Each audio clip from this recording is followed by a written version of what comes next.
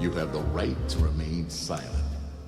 Anything you say can and will be used against you in a court of law. You have the right to an attorney, and if you cannot afford an attorney, one will be appointed for you.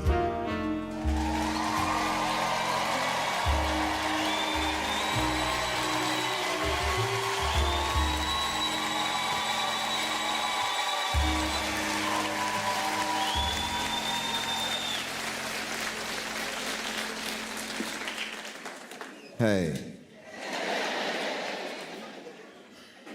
So,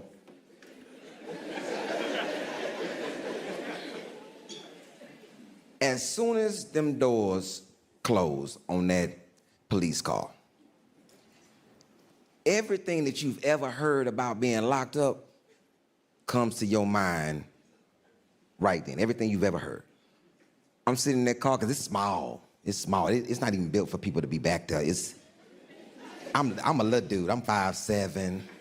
If you anything past 5'8", your feet, you just in there. I don't know. It's a big piece of plexiglass. They just you just back there.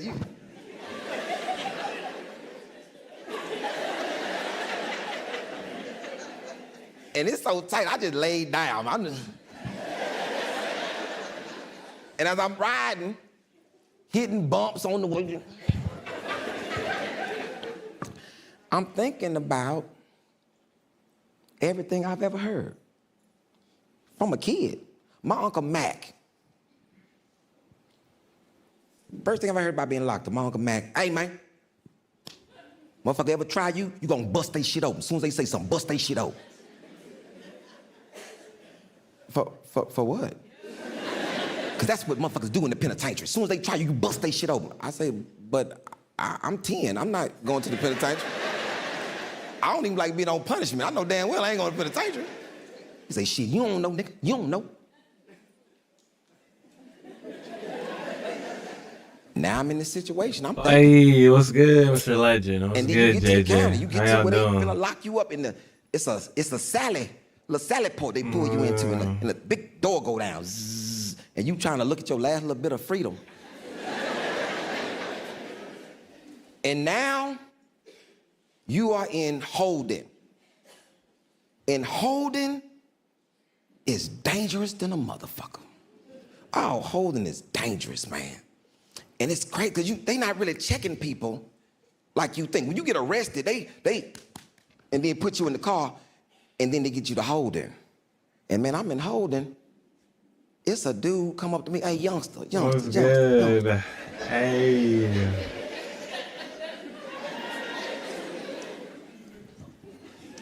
He said, youngster, look here, I want you to look out for them laws for me, man. I got these goddamn jeans on with all these pockets, and I done found me a little piece of crack, man. I need you to hold it down for me. What?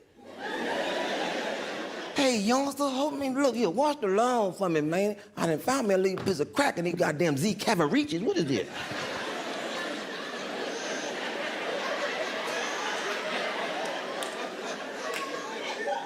So you know this the 90s, because the book got on Z Cavariches.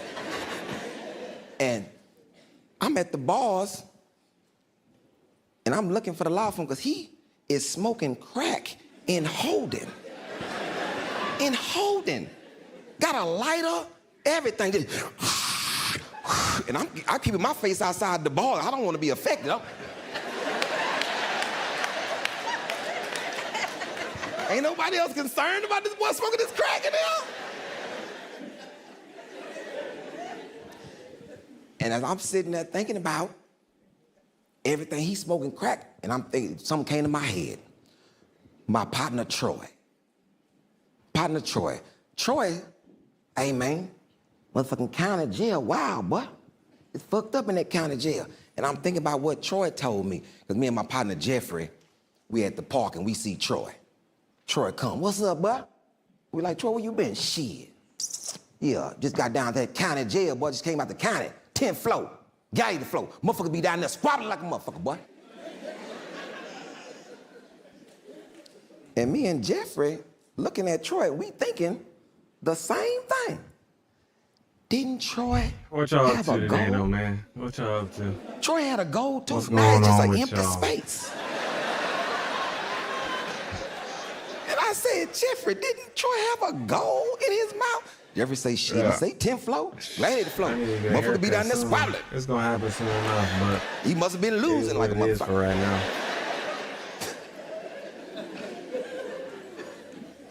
And I'm in this holding. And I'm thinking, man, I don't want to go 10th floor. Because they be squabbling like a motherfucker up there. And Troy had a goal. Troy done lost his tooth on the 10th floor. Man, they, when they start bringing you out the holding cell, hey, come here, all y'all, come here, over here, line up. You don't know what to do. The crackhead dude in front of me, they just follow me. I'm like, nah, nigga, you on crack, nigga. I'm not following you, nigga. You gonna tell me just follow him? Nigga, you on, I just seen you smoking crack in here.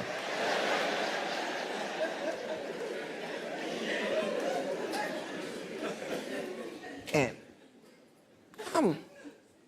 I don't like this whole process because they bring you out and man, this is slavery. What y'all up to Yeah, 'cause today? You're not even 'cause I don't responding. like lines because of this situation here. I mean, it's just tight in here. I don't want to be in this. Hey, man, can you What's back up up a with little y'all, bit?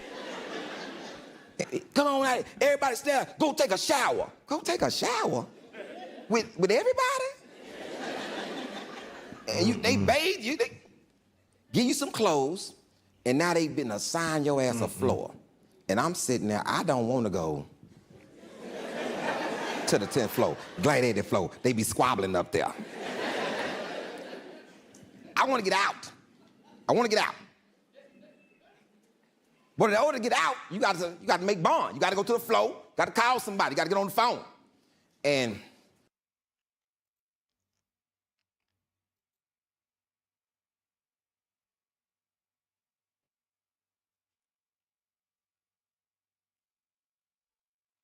All right. So we're gonna do reactions because y'all real silent for real. Y'all real silent for real. Free promo. Hey man, he's already big. He's already a big celebrity. Ain't no free promo here. Like it ain't nothing that this platform gonna do. He funny as hell though. He's one of the funniest people that I've seen in a while. But we on your suggestions, JJ. Let's look at your suggestions because we already watched this for sure. I remember this. Yo, what if look at your run that you're on right now, all right? You got Tub with the dangerous world of Reddit criminals. Then you got 4 innocent looking videos with disturbing backstories.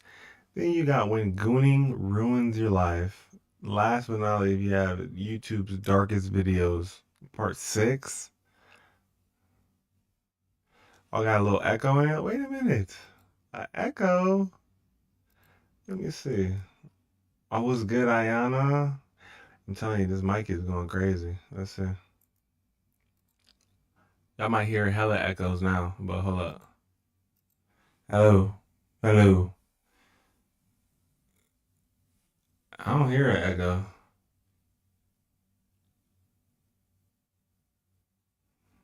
Hmm. I don't know.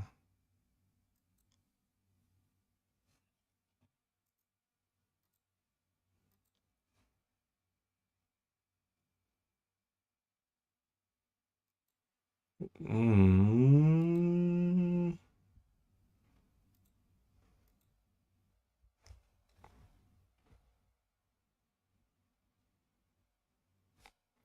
I sound like an alien though? Oh, okay. That makes more sense then. Okay. An alien. Okay. That means I should.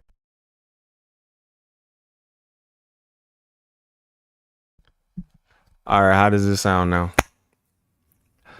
How does it sound? Does it sound better? Or not? There we go. It's crazy. There we go. It's wild. It's way better. All right, cool. Go. Damn. Okay. Okay.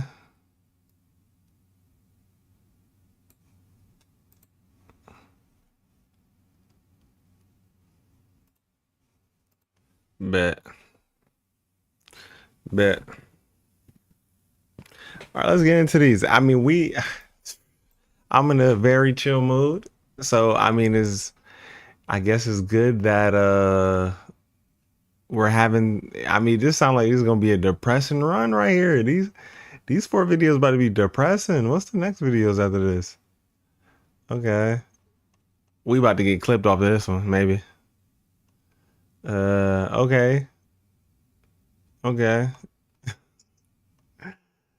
All right, we got Tub with the dangerous world of Reddit criminals.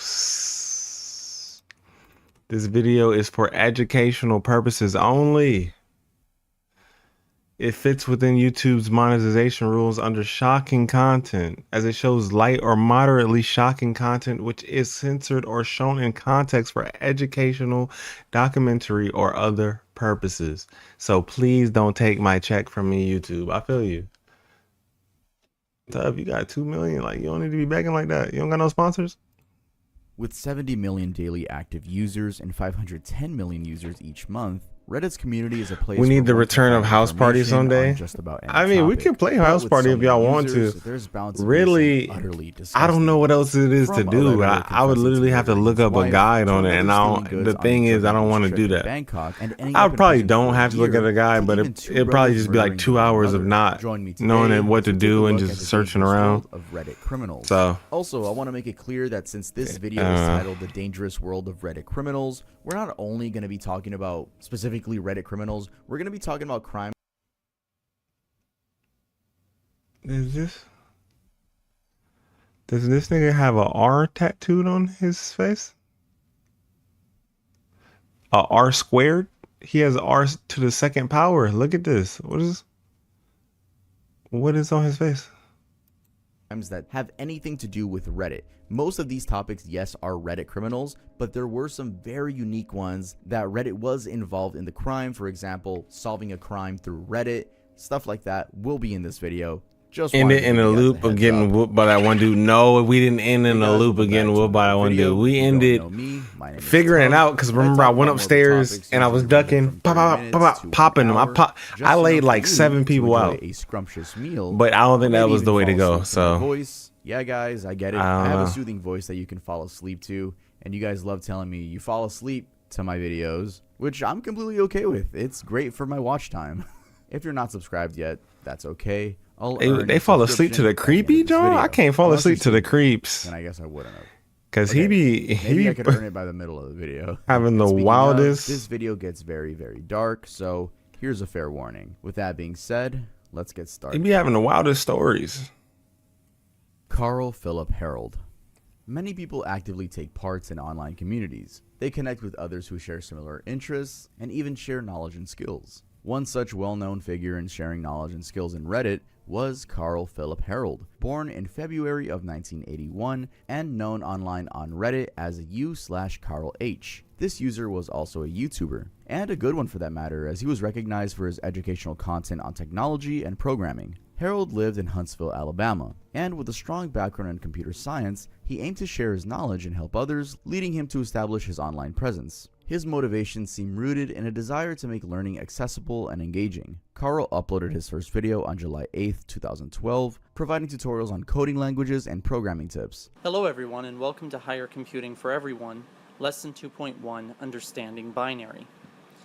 So the purpose of this lesson is, first of all, I want you to be able to look at a binary number and understand. I know a little about the value coding, of y'all. that You know what I'm saying? number, I was a understand little. what the binary I took some number actually is. Well, in cybersecurity order classes to and whatnot. understand You know that, what you I'm need to saying? I know about the understand backdoors, the rats, At the the height of the channel's Trojans, popularity, the he had over sandboxes. You 30,000 know what I'm saying? subscribers, Creating. and his subreddit I know a little r/Carl H something, programming something. grew to over 19,000 members. His content was aimed at programming People love enthusiasts to fall and his asleep to that approachable true teaching crime style stuff. made him I a think, respected figure in the online tech community. you a On little July bit of a 26, maniac 2012, he was if you do awarded that. You know what I'm saying? Editor of That's the Day crazy. for his efforts in helping I don't others. fall asleep to nothing However, like in that. November of 2013, Things took a disturbing turn when Harold was arrested on How you charges got a of Law child and Order and you just fall asleep to that? involving Dun his dun 9-year-old son. He and his dun. partner, That's crazy. Charles Donovan, were accused of filming the abuse and distributing the videos as part of a CP ring. Authorities discovered that the child had been kept isolated in their basement in Huntsville, going on? Alabama. Wait, denying what? Education members. His content was aimed at programming enthusiasts, and his approachable teaching style made him a respected figure in the online tech community. On July 26, 2012, he was awarded Redditor of the Day for his efforts in helping others. However, in November of 2013, things took a disturbing turn when Harold was arrested on charges of child exploitation involving his 9-year-old son. He and his partner, Charles Donovan, were accused of filming the abuse and distributing the videos as part of a CP ring. Authorities discovered that the child had been kept isolated in their basement in Huntsville, Alabama, denied an education, and subjected to horrific treatment. The investigation revealed that he had been transported across state lines for further exploitation. Reports also indicated that Harold was implicated in a broader investigation into a network producing and distributing CP. The evidence against him was described as overwhelming, including videos and images depicting the sexual exploitation of minors. Prosecutors stated that he and Donovan held his son Oh, captive Zach, for what's good months, with ya? during which they inflicted severe harm and filmed What's the good? acts. Oh, yeah, Harold I'm not faced even looking multiple on. charges, including sodomy, I'm not even looking on exploitation, Twitter. aggravated Y'all going abuse, crazy on and Twitter CP like that? production. Sup, JJ? Hold up. I'm not even looking on Twitter, or I said Twitter, on Twitch like that. That's crazy. Hey, what's up, He was man? indicted on 18 counts, including conspiracy to commit sodomy and sexual exploitation of a child under 12. Donovan was convicted and sentenced to a total of 56 years in prison. As the legal proceedings unfolded, the community grappled with the implications of Harold's actions. The case drew significant media attention, highlighting the urgent need for awareness and protection of child exploitation. Then, in a weird twist, in November of 2014, while being transported by U.S. Marshals to face federal charges, Harold was found dead in a Clay County jail from an apparent.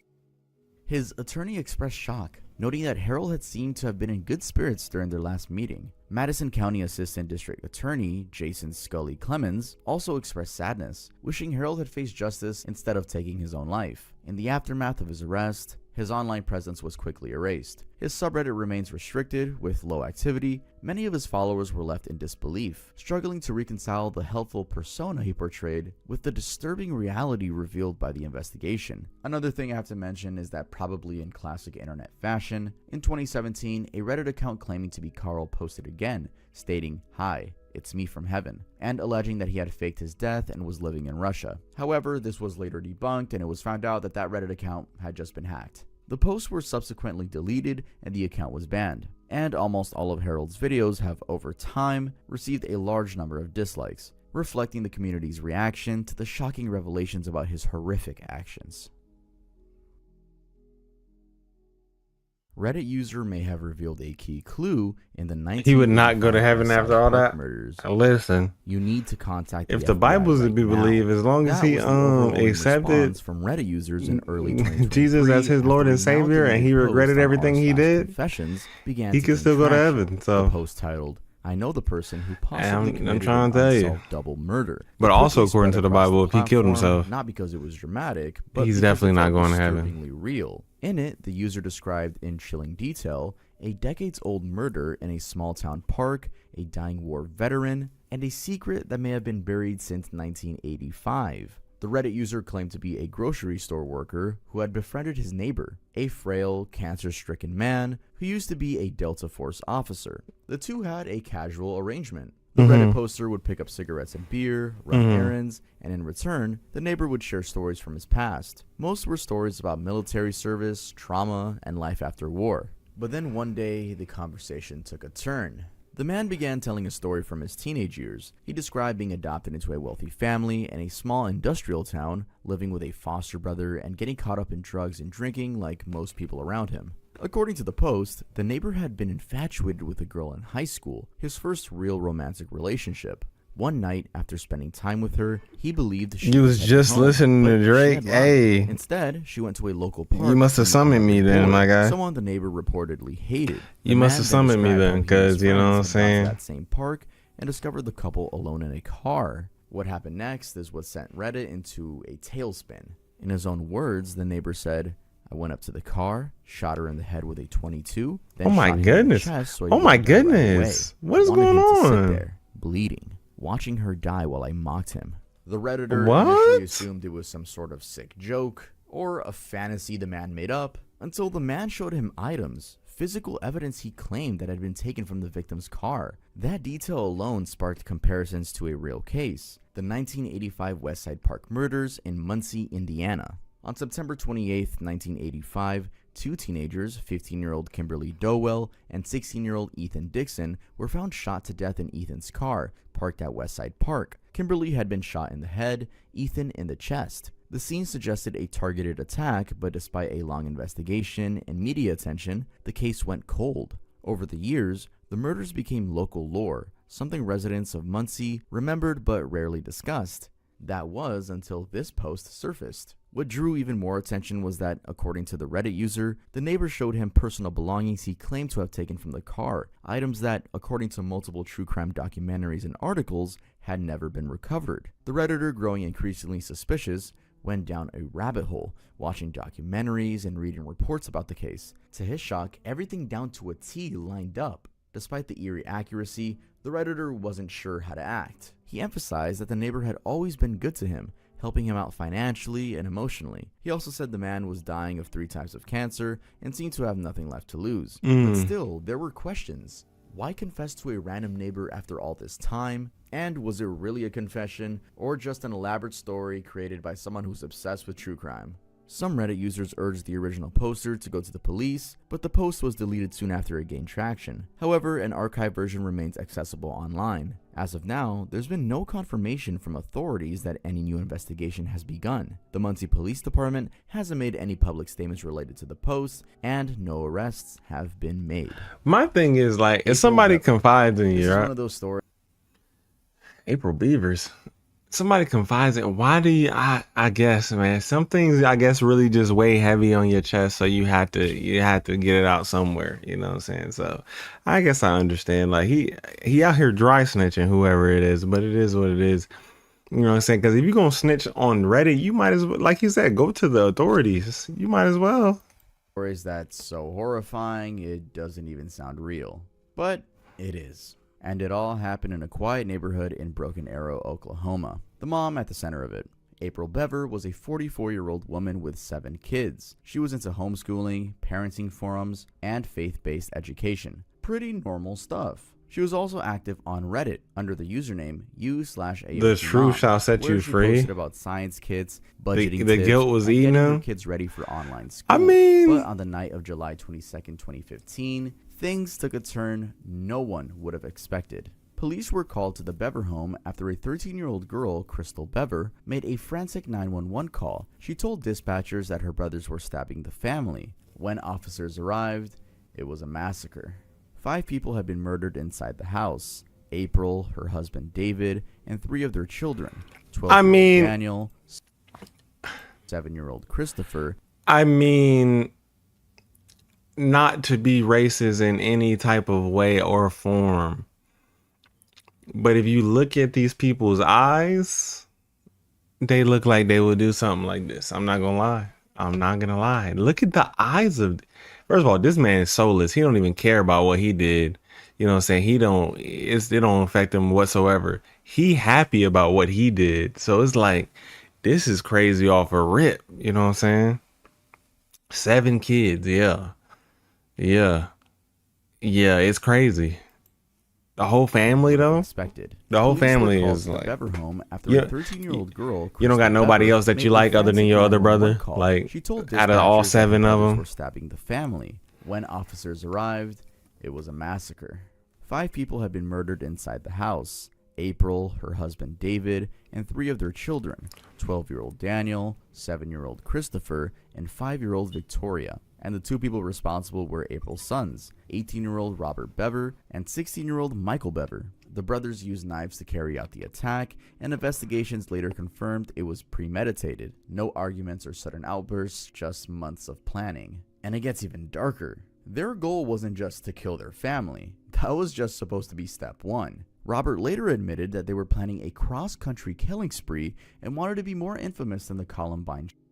Police found a flash drive in their room with detailed plans, sketches, timelines, and even a hit list. They'd been ordering weapons online, hoarding supplies, and writing about the murders like it was a mission. The only reason they didn't get away with it was because of Crystal. Despite being stabbed multiple times, she managed to escape and call for help. Inside the house, police found 2-year-old Autumn Bever completely unharmed, hiding in her crib. Here's where it gets especially Okay, chilling. at least they ain't killed a 2-year-old. You know what I'm April saying? had been posting on Reddit, still active and replying to comments. You can go back and find her posts. She had made posts about keeping her kids engaged during summer break, like asking for suggestions for fun and educational science kits for 12-year-olds, and budgeting apps like homeschool curriculums. Completely normal mom posts. But looking at them now, it's like seeing a ghost. Her Reddit account is still filled with comments from users who returned after the news broke, writing things like, "I just found this account after what happened. I'm so sorry." After the murder, What is that Robert was she is charged with done. 5 counts She is of first-degree gone. murder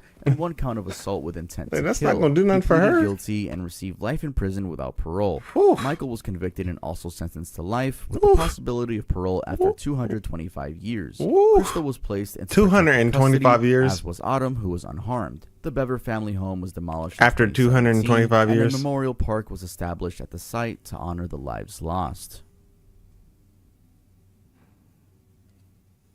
Sunburned tourist.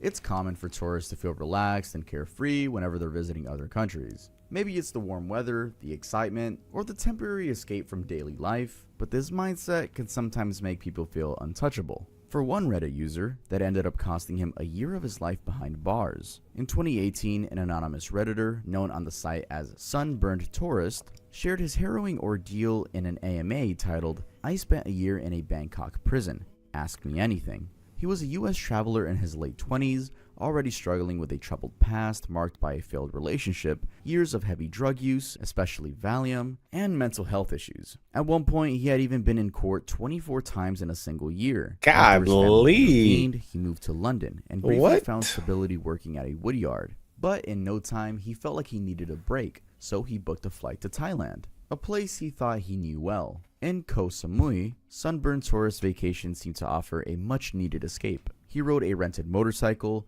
volunteered at a monkey sanctuary, and even had a wild LSD trip. Yet he was still struggling with his old habits. Carrying a supply of drugs, including Valium, he quickly slipped back into a state of detachment. As his holiday neared its end, he headed to a Bangkok airport. After a I night of mean, heavy no drinking offense, and but it Valium didn't sound like use, he was his trying to judgment get was over clouded. his issues. On the He said coast he from just had a Koh whole Samui, trip. He encountered a Kiwi there. traveler who offered him a strip of Valium. In his dazed state, he bought more and hoped to sleep through the long journey. But when he arrived at the airport, his condition worsened. Woozy from the combination of alcohol and Valium, he wandered into a duty-free shop without clear memory of his actions. In his disoriented state, he ended up leaving with a basket full of stolen items that included cigarettes, whiskey, and aftershave. When the fog cleared up, though, panic set in. He tried to hide the stolen goods, but it was too late. A vigilant store employee alerted security, and armed police officers quickly surrounded him. He attempted to talk his way out of the situation, thinking that back home, it might only mean a fine or a night in a holding cell. But in Thailand,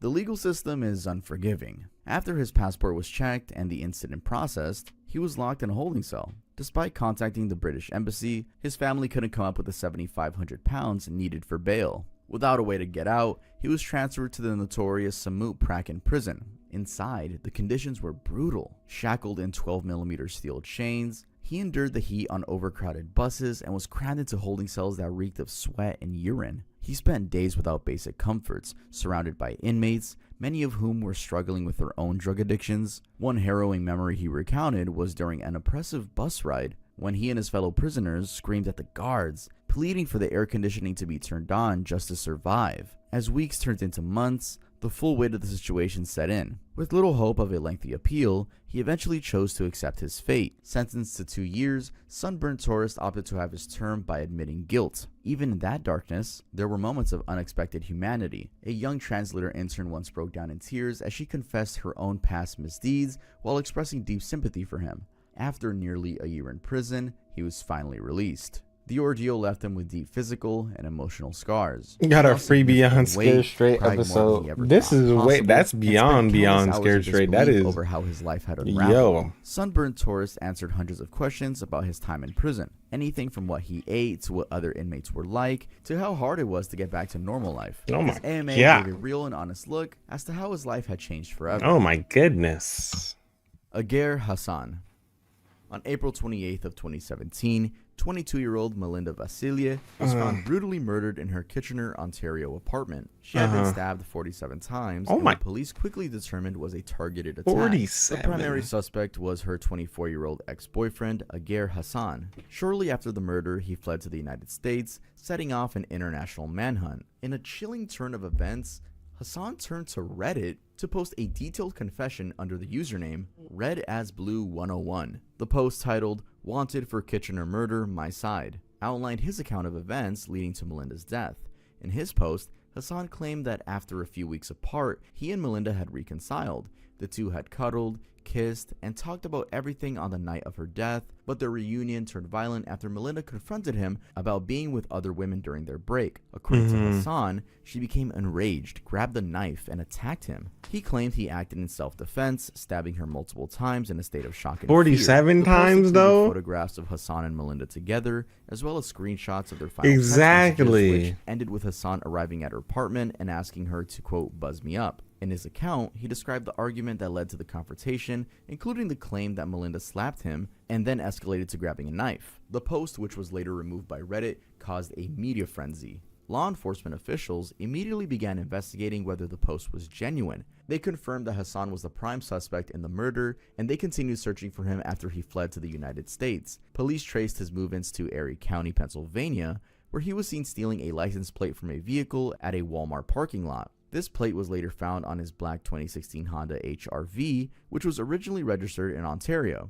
In addition to being wanted for second-degree murder, Hassan faced charges related to an earlier domestic incident. During a confrontation at Melinda's apartment on April 3rd, Hassan was arrested for assault and breach of recognizance, as a court order had prohibited him from contacting Melinda. Hassan's post also referred to this earlier incident, where he claimed to have been confronted by Melinda's roommate's brother, resulting in a physical altercation and police involvement. This led to legal restrictions on his movements, yet he violated them by going to Melinda's apartment on the night of her death. As of the initial investigation, police urged Hassan to turn himself in, but he remained on the run until his eventual capture. He was apprehended in San Antonio, Texas on July 11th of 2017 during a separate investigation involving a dark web counterfeit currency. He was extradited back to Canada to face charges. After a lengthy trial, Aguirre Hassan was convicted of second-degree murder in May of 2023. In September of that same year, he was sentenced to life imprisonment with the possibility of parole after serving 16 years. Given that he had already spent 6 years in custody, his earliest release date would be 2033,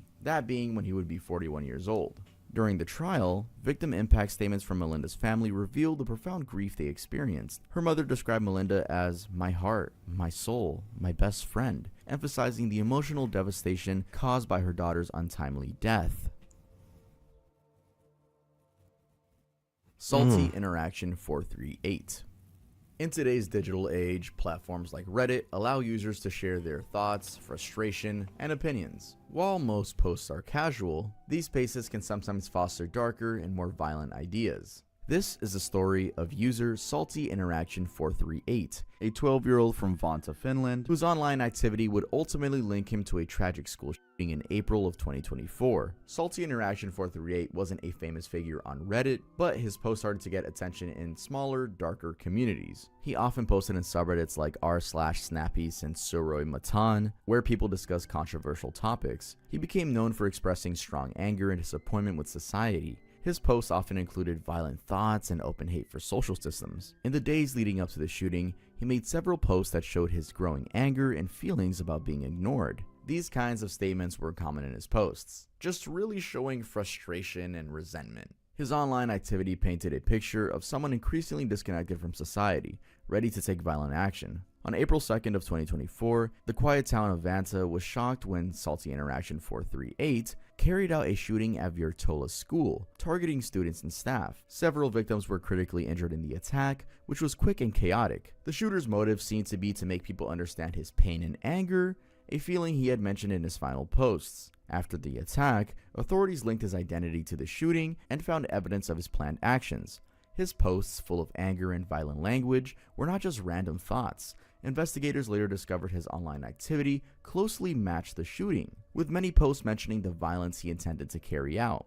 After the shooting, Salty Interaction 438 was arrested near the school without a struggle. His trial in 2024 became a big topic of discussion about the role online platforms play in encouraging real-world violence. The case got a lot of attention because of the clear link between his online activity and the shooting. Experts and lawmakers debated how much responsibility this is platforms like this Reddit is your should shit have right in here, preventing Michaela. harmful This is content. crazy though. Even though Reddit has tools to This is flag crazy. harmful posts, his comments were missed until it was too No, late. no, In that August is true though, 2024, JJ. I mean, Salty Interaction that's how it 438 go, was ain't found it though? guilty of attempted Especially like murder school and shootings. Like, sentenced to first of 25 all, years in prison. kids are The trial brought up concerns about the everything is just dangerous always ideas spreading online and started emphasized, you know what I'm saying? Even about if how it's not social that big of a media deal platforms should in be held hindsight, responsible for the as content a they 12-year-old kid, you think like getting joked upon or like Stephen feeling Stearns. less than is like the It's end of the natural for world. people So to I mean, trust I those closest to understand them, how he whether was it's a feeling. I don't partner, understand family him friend, shooting up the or someone they school. live I would with. never However, understand that sometimes from the people who anybody, appear but the most trustworthy you know what I'm can saying? It is cause what the it greatest is. harm.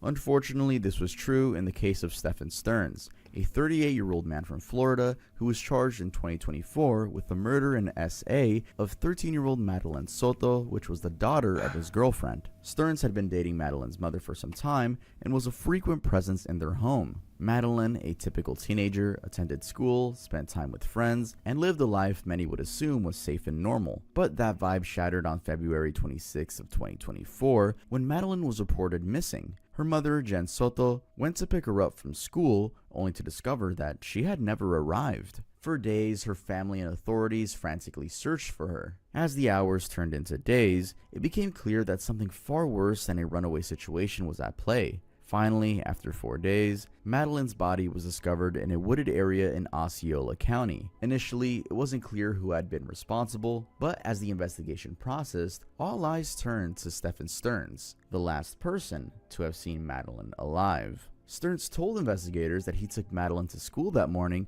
but denied having anything to do with her disappearance and death. In a turn of events, newly released documents revealed video evidence showing a man driving a car matching the description of Stearns, moving what detectives believe was a limp body from the passenger seat to the trunk of the car at a local parking garage. This evidence posed a significant challenge for Stearns' defense. According to investigative documents, detectives found surveillance footage of a car matching Stearns heading to the trash compactor earlier that morning at 7:35. In this footage, a female, believed to be Madeline, sat slumped over in the front seat of a vehicle. Other video evidence showed her in the same slump position leaving the apartment complex. Stearns reportedly told investigators that he dropped Madeline off nearby the school sometime between 8:20 to 8:40 a.m., claiming she was going through a phase and was embarrassed of his vehicle. The timeline of events, according to Stearns' statements and video surveillance, reveals a disturbing pattern. At 7 a.m., Stearns stated that he and Madeline woke up to get an early start so they could get McDonald's on the way to school. By 7:35 in the morning, video shows a male, believed to be Stearns, discarding a trash bag filled with items and a trash compactor of his apartment complex with a female wearing a green sweater, believed to be Madeline. Stearns claimed they left home and drove towards McDonald's, but video evidence contradicted this account. At 8:19 a.m., video shows Stearns entering the apartment complex in his car with Madeline still in the same position. He stated that after grabbing a gate clicker, he and Madeline headed out again towards school. He later claimed that he had forgotten the clicker and returned home instead of dropping Madeline off at school first, saying they had plenty of time to kill because the school bell didn't ring until 9:15 a.m. The most notable video evidence shows a vehicle matching the description of Stearns pulling into a Holiday Inn parking garage at 9:40 a.m. A male wearing a red shirt exits the car and carries what appears to be a limp body to the trunk. This evidence was critical as it completely contradicts Stearns' claims and suggests a far more sinister reality. Investigators also retrieved CSA material from Stearns' phone, which could provide a motive for the prosecution. The case gained significant attention online, and a subreddit titled r/Madeline Soto was created to track the case's developments. The subreddit became a hub where users shared updates, court documents, and news articles, allowing the public to stay informed. These community-driven efforts generated an outpouring support for Madeline's family and amplified the demand for justice. In March of 2025, a new batch of jailhouse phone calls between Stephen Stearns and his parents was released. revealing shocking revelations. In these conversations, which lasted around 4 hours, Stearns admitted for the first time that he had discovered Madeleine's body. This was a far cry from his previous claim that he had dropped Madeleine off at school the morning that she went missing. Stearns described finding Madeleine's lifeless body, saying, "When someone is that ice cold and just gone," and later added, "By the time I realized it was far too late, she'd been gone for a while." In one particular chilling exchange, Stearns expressed regret but maintained his detachment. "I wish I had run downstairs and shaken her awake and called 911, but she was beyond that." His mother, Deborah Stearns, replied, "Maybe she could have been saved." But Stearns dismissed the idea, saying, "No, she was beyond that." These recordings also revealed Stearns' disturbing comments about his relationship with Madeleine. When asked by his parents if he was attracted to minors, Stearns avoided direct answer, stating he wasn't generally attracted to them. Yes, guys, he wasn't generally attracted to them. What? Whatever that means. He went on to say that he didn't like most kids, yet shockingly claimed that Madeleine had feelings for him. He also revealed that Madeleine's mother, Jen Soto, would often joke about him leaving her for her daughter when Madeline Prime, was older. what's Stearns' good mother with was ya? also I was reportedly good aware with you, that my Madeline guy. had slept in the same bed as Stearns. Good with you, my although brother. she denied knowing about the abuse and has not faced any charges related to her daughter's death or abuse. Meanwhile, in these jailhouse cells, Stearns also complained about life in prison, his uncomfortable living conditions, and his desire for personal items like coffee and books. Despite the gravity of the charges against him, he seemed largely concerned with trivial matters, like a collectible popcorn bucket. Imagine and being a various parent and toiletries. hearing your This son say contrasted between the something. severity of Yeah. his crimes and his focus I ain't on raised everyday this. frustrations I mean, added as a another parent, unsettling sometimes you layer gotta to the just be case. like, listen, As I of ain't now, raised this person Stearns like faces this, so charges including first that degree ain't on murder, us. capital That ain't sex on us. battery, and possession How I of been? I've specific been great, material. man. His murder trial is scheduled I've to been begin in great. September of 2025. I've been chilling. with How the have SA you trial been set though, for Prime? May I of seen. 2025. I've been The lurking prosecution is in a lot of your pushing streams. I haven't been talking a given lot, the but I've been horrific lurking. nature I've of been the watching. crimes. Stearns' defense team has also requested that media outlets Like the and the Deliverance, public be barred the from Deliverance covering one. the case. I've been watching that, even though I've never played Nicholas the first one. Cassidis. It But all began with a story posted on Reddit by username the second one looked fire. I ain't gonna lie. If the first This one's like that, I full-time might writer have in to his play late him. I 30s, ain't gonna real lie. name Nicholas Cassidis, living with his wife, Mindy Medane, in Savannah, Georgia. Nicholas wasn't a well-known figure at all. He self-published short stories, occasionally sold freelance scripts for podcasts, and posted his work on Reddit. His writing often explored themes of guilt, loneliness, emotional stagnation, and death, often touching on personal struggles. On December 2nd of 2022, a gruesome discovery was made in the woods of the Portal Hunting Club in Riceboro, Georgia. Hunters stumbled upon the dismembered body of an unidentified woman. Authorities later determined that the body had been scattered across the club grounds, with parts of her remains found within a 3-mile radius in both Liberty County and McIntosh County. At first, the death appeared to be an overdose, possibly, but further investigation soon painted a darker picture. Mindy Medane, Nicholas's wife, had been killed. The autopsy revealed that Mindy had been strangled. Traces of lorazepam, a sedative, were found in her system, but just enough to incapacitate her, rendering her defenseless. Nicholas initially claimed that Mindy had been depressed and that they had argued earlier that week. He said he came home to find her collapse at their Savannah home, but investigators dug Oh, no deeper. problem, They man. found You know, significant inconsistencies in his it's story. funny. It's always His phone data entertaining. revealed that he had You know what I'm searched for saying? methods I was of watching you and strangulation Bundy. days Bundy before been Mindy's posting too. I death. didn't know that What either. is it with these murderers Until I always seen it. using Yeah, Bundy Google was to posting look a up little how to bit. kill someone? Like actual videos though. Why? I've been watching his Even more videos. damning was his search for Yeah. how to delete Google history permanently, which pointed an attempt to cover his tracks. It wasn't just his phone activity that raised suspicion, though. Nicholas had been active on Reddit under his username NMWrites, where he regularly posted stories, journal-style entries, and personal reflections. At the time, it seemed like just another piece of fiction. But as the investigation continued, it became clear that the timing of the posts aligned almost exactly with the timeline of Mindy's death. Some began to question whether Nicholas's writings were perhaps confessions veiled as fiction. Even after Mindy's funeral, Nicholas continued his online activity. He posted about grief, creativity, the relief of no longer having to explain himself, and no expectations, just silence. Yet no one questioned these strange posts at the time. It wasn't until Mindy's sister Sharon began combing through Nicholas's social media that things started to unravel. Sharon discovered his Reddit username, which Nicholas had once linked from his Twitter account. She handed the information over to the police, who issued a subpoena for the account. There, they found critical evidence, GPS data placing Nicholas at their home on the day of Mindy's death.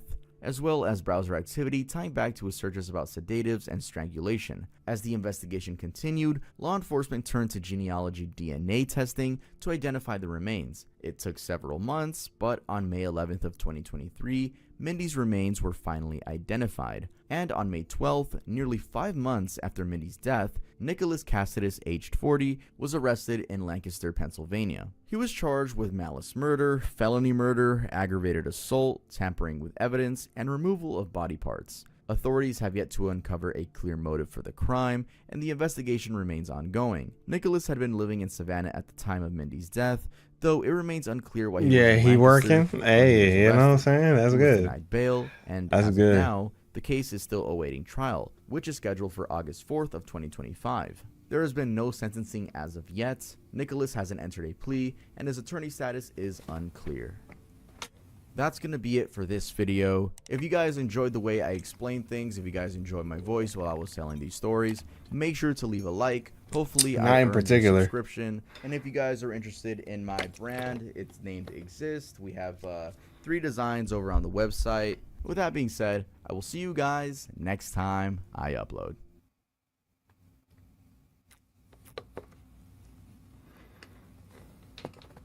Okay. Let's go. All right, we got chilling scares with 4 innocent looking videos with disturbing backstories. On December 29, 1986, NBC7 San Diego aired a segment on highway safety offering tips on what to do in case your car breaks down. If your car should become disabled, the rule of thumb is stay inside. There are signs you can get to put on the back window to summon for Yo, help. we gotta meet up If soon. strangers Where you at offer now? assistance, tell them Where to you call at? You still in police Florida or CHP. or no? Just stay in the vehicle, lock all the doors, turn on the emergency flashers, and wait for help to come. Even if you have to wait all night, it's better to be in the safety of your vehicle and spend the night than to try Actually, to it doesn't walk matter into where the you at, system. for real. I can. The I segment can come also featured a regardless. ride-along It's interview okay. with California Highway Patrol It's okay, officer for sure. Frank Pyre, who emphasized the We can dangers do like a of dinner, leaving you your know what I'm car saying? and blindly trusting others. I'll bring some mac and cheese or whatnot. being You a know, female, not homemade. Robbed. if Maybe you're home. I male, can homemade some mac and cheese. You know what I'm saying? all the way to where you could be killed. Once you get in that other person's car, you're at their mercy. This broadcast concluded with an interview with a driver who ran out of gas. He had pulled over on the highway and set out on foot to find a nearby gas station. The bottom line, though, is that preventing all this trouble is easy. Be sure your car works, and as simple as it sounds, be sure you've got gas. I've been working. Because even if you're I lucky come back and enough all to I get hear is some, mac and you cheese. still may be Hey, taking you your know what I'm life saying? in your own hands. Do you realize how dangerous Hell it is? yeah! All Yes, I right. realize. In Yeah, fact, mac I was and putting for the sure. gas in, Make some mac and cheese. You know what I'm 18-wheeler saying? came by and almost blew me away. Truthfully.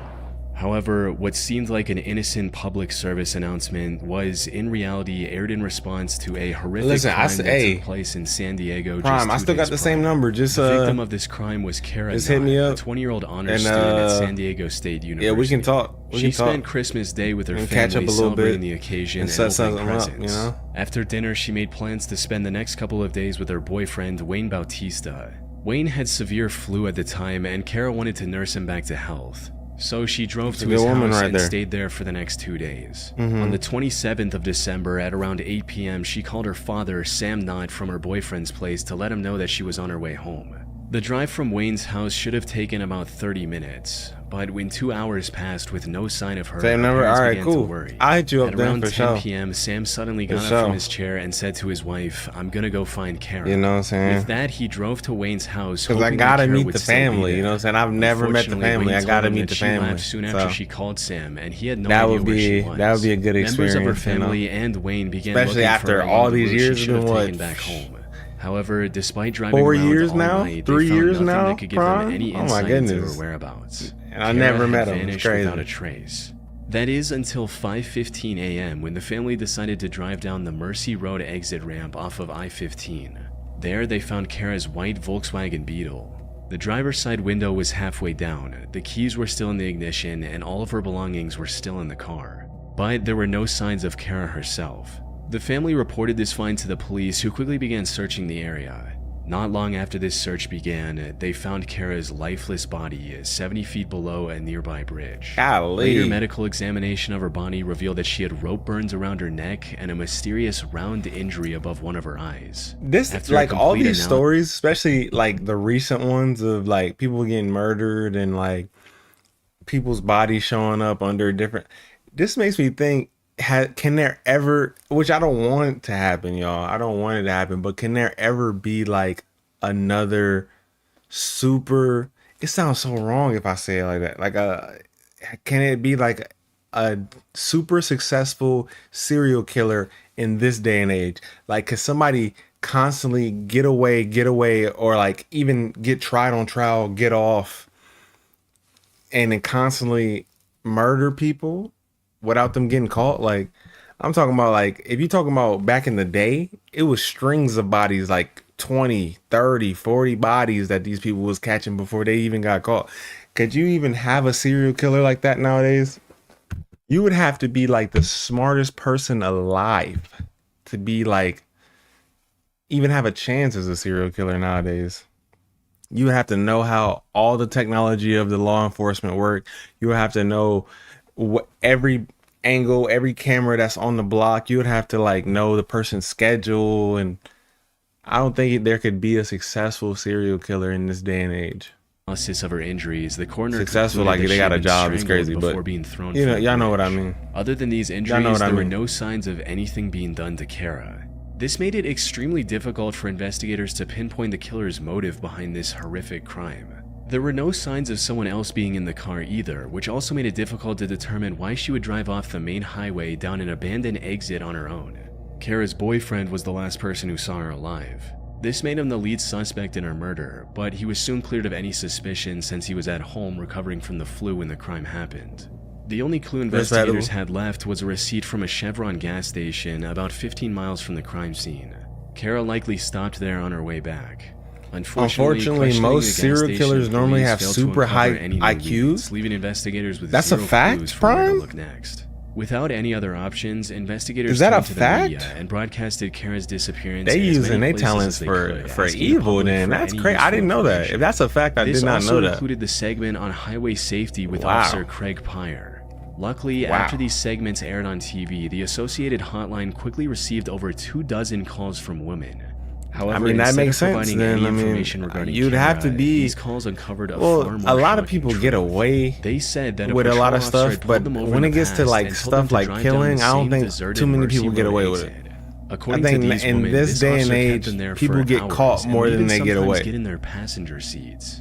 And I think that was reversed back before they had like DNA and like cameras on every block and all that stuff. To stay safe on the highway. Craig tried to disprove these allegations with his logbook, which showed that he was writing a ticket at the time miles away from the crime scene. However, I wouldn't say super high IQ, they're doing crime. One week after the incident, the San Diego Police Department began having a high IQ doesn't mean that you're, you know, like cannot make dumb decisions. Yeah, you can still, and plus, from what I heard, from like when I was watching like the psychology of serial killers, literally people that study psychology and the people that have been doing this and like interviewing serial killers for years and years and years, they say that it's genetically implemented in them to do the things that they do. This is what brings them like satisfaction in a way. Just like if you like to do, I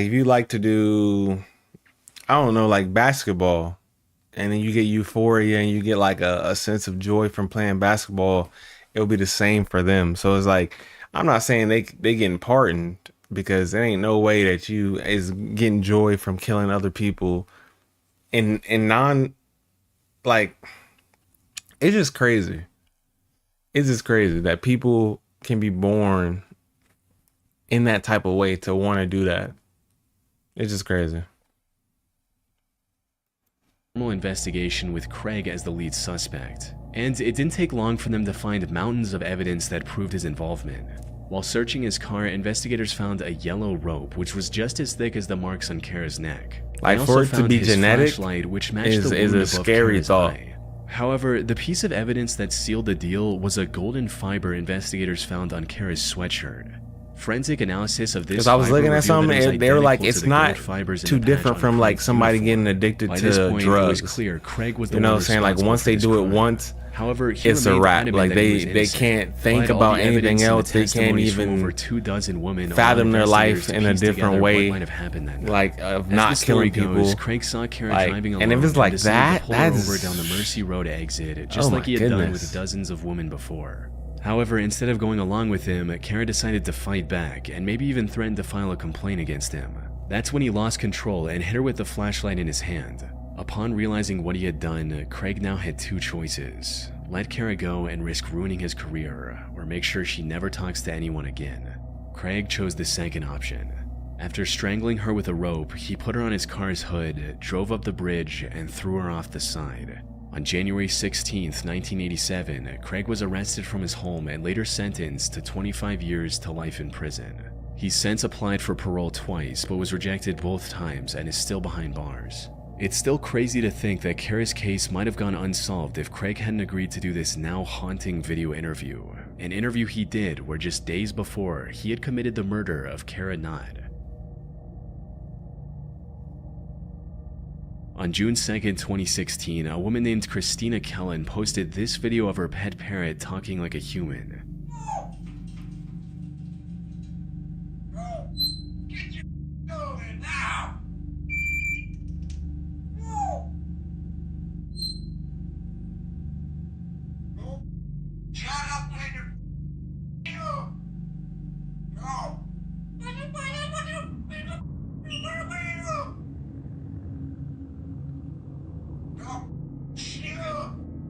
On most other occasions, people will look at a video like this, think it's cute or interesting, and move on with their lives. But in this case, the video of a talking parrot became the key to solving a murder, one that baffled investigators for over a year.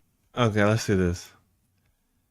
Where's the video of the parrot talking uncensored? They censored the parrot. Animal cruelty. What? Isn't it heartbreaking the effect we humans have on such innocent lives, our pets, our children?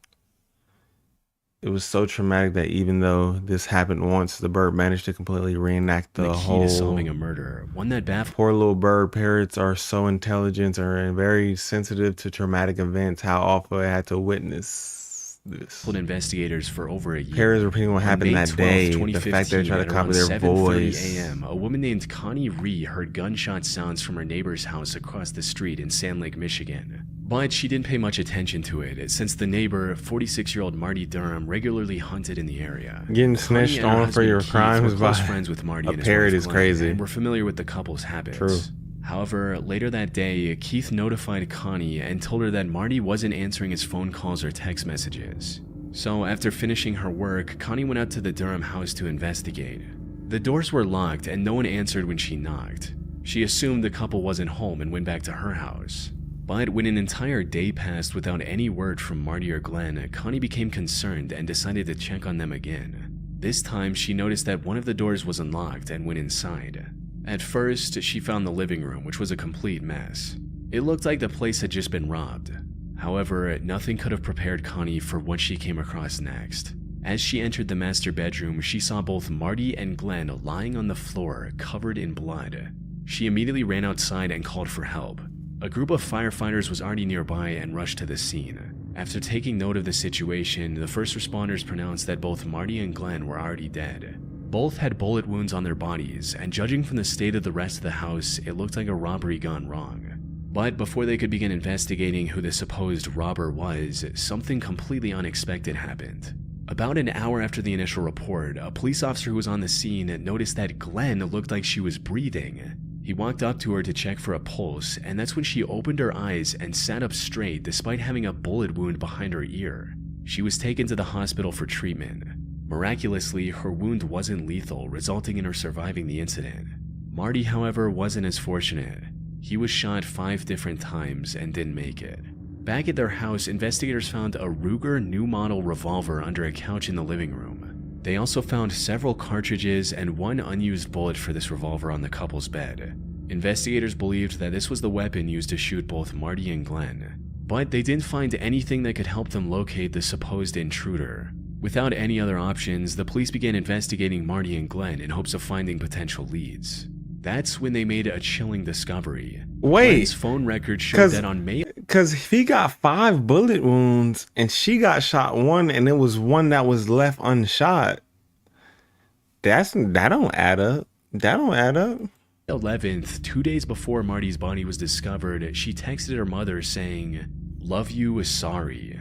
Seconds after sending this text, Glenn's phone accessed a webpage titled Ruger New Model Single 6 Single Action Revolvers. This was the same gun that was found in their home. After a more thorough search, investigators also found 3 letters written in Glenn's handwriting that were addressed to her children. Similar to the text she sent to her mother, these letters also contained apologies of sorts. When Glenn finally recovered enough to talk in October of 2016, investigators asked about everything they found. Glenn, however, completely denied ever searching anything about a revolver online and said that she had written the letters a long time ago. When asked about Marty, she claimed that she didn't remember anything relating to his death. At this point, Glenn was the #1 suspect. However, investigators didn't find any solid evidence they could use to bring her in for a proper questioning or make an arrest. After all, it was still possible that the incident was caused by an intruder, especially since Glenn was shot as well. This left Marty's case at a standstill, and it remained that way until June of 2016, when out of all things, a talking parrot single-handedly solved the case.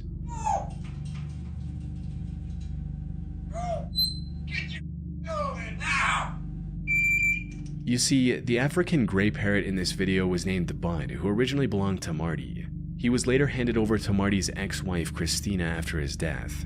The thing about this parrot is that he was in the house when everything went down and witnessed everything.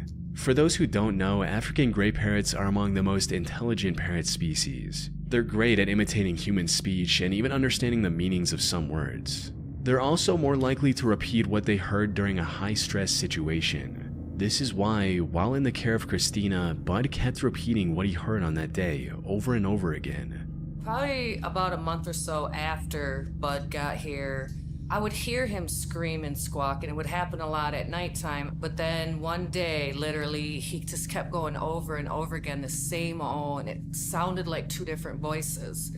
And I was just so freaked out that I took it upon myself to record it. If we go back to the video of him speaking, we can make out what sounds like an argument between Glenn and Marty.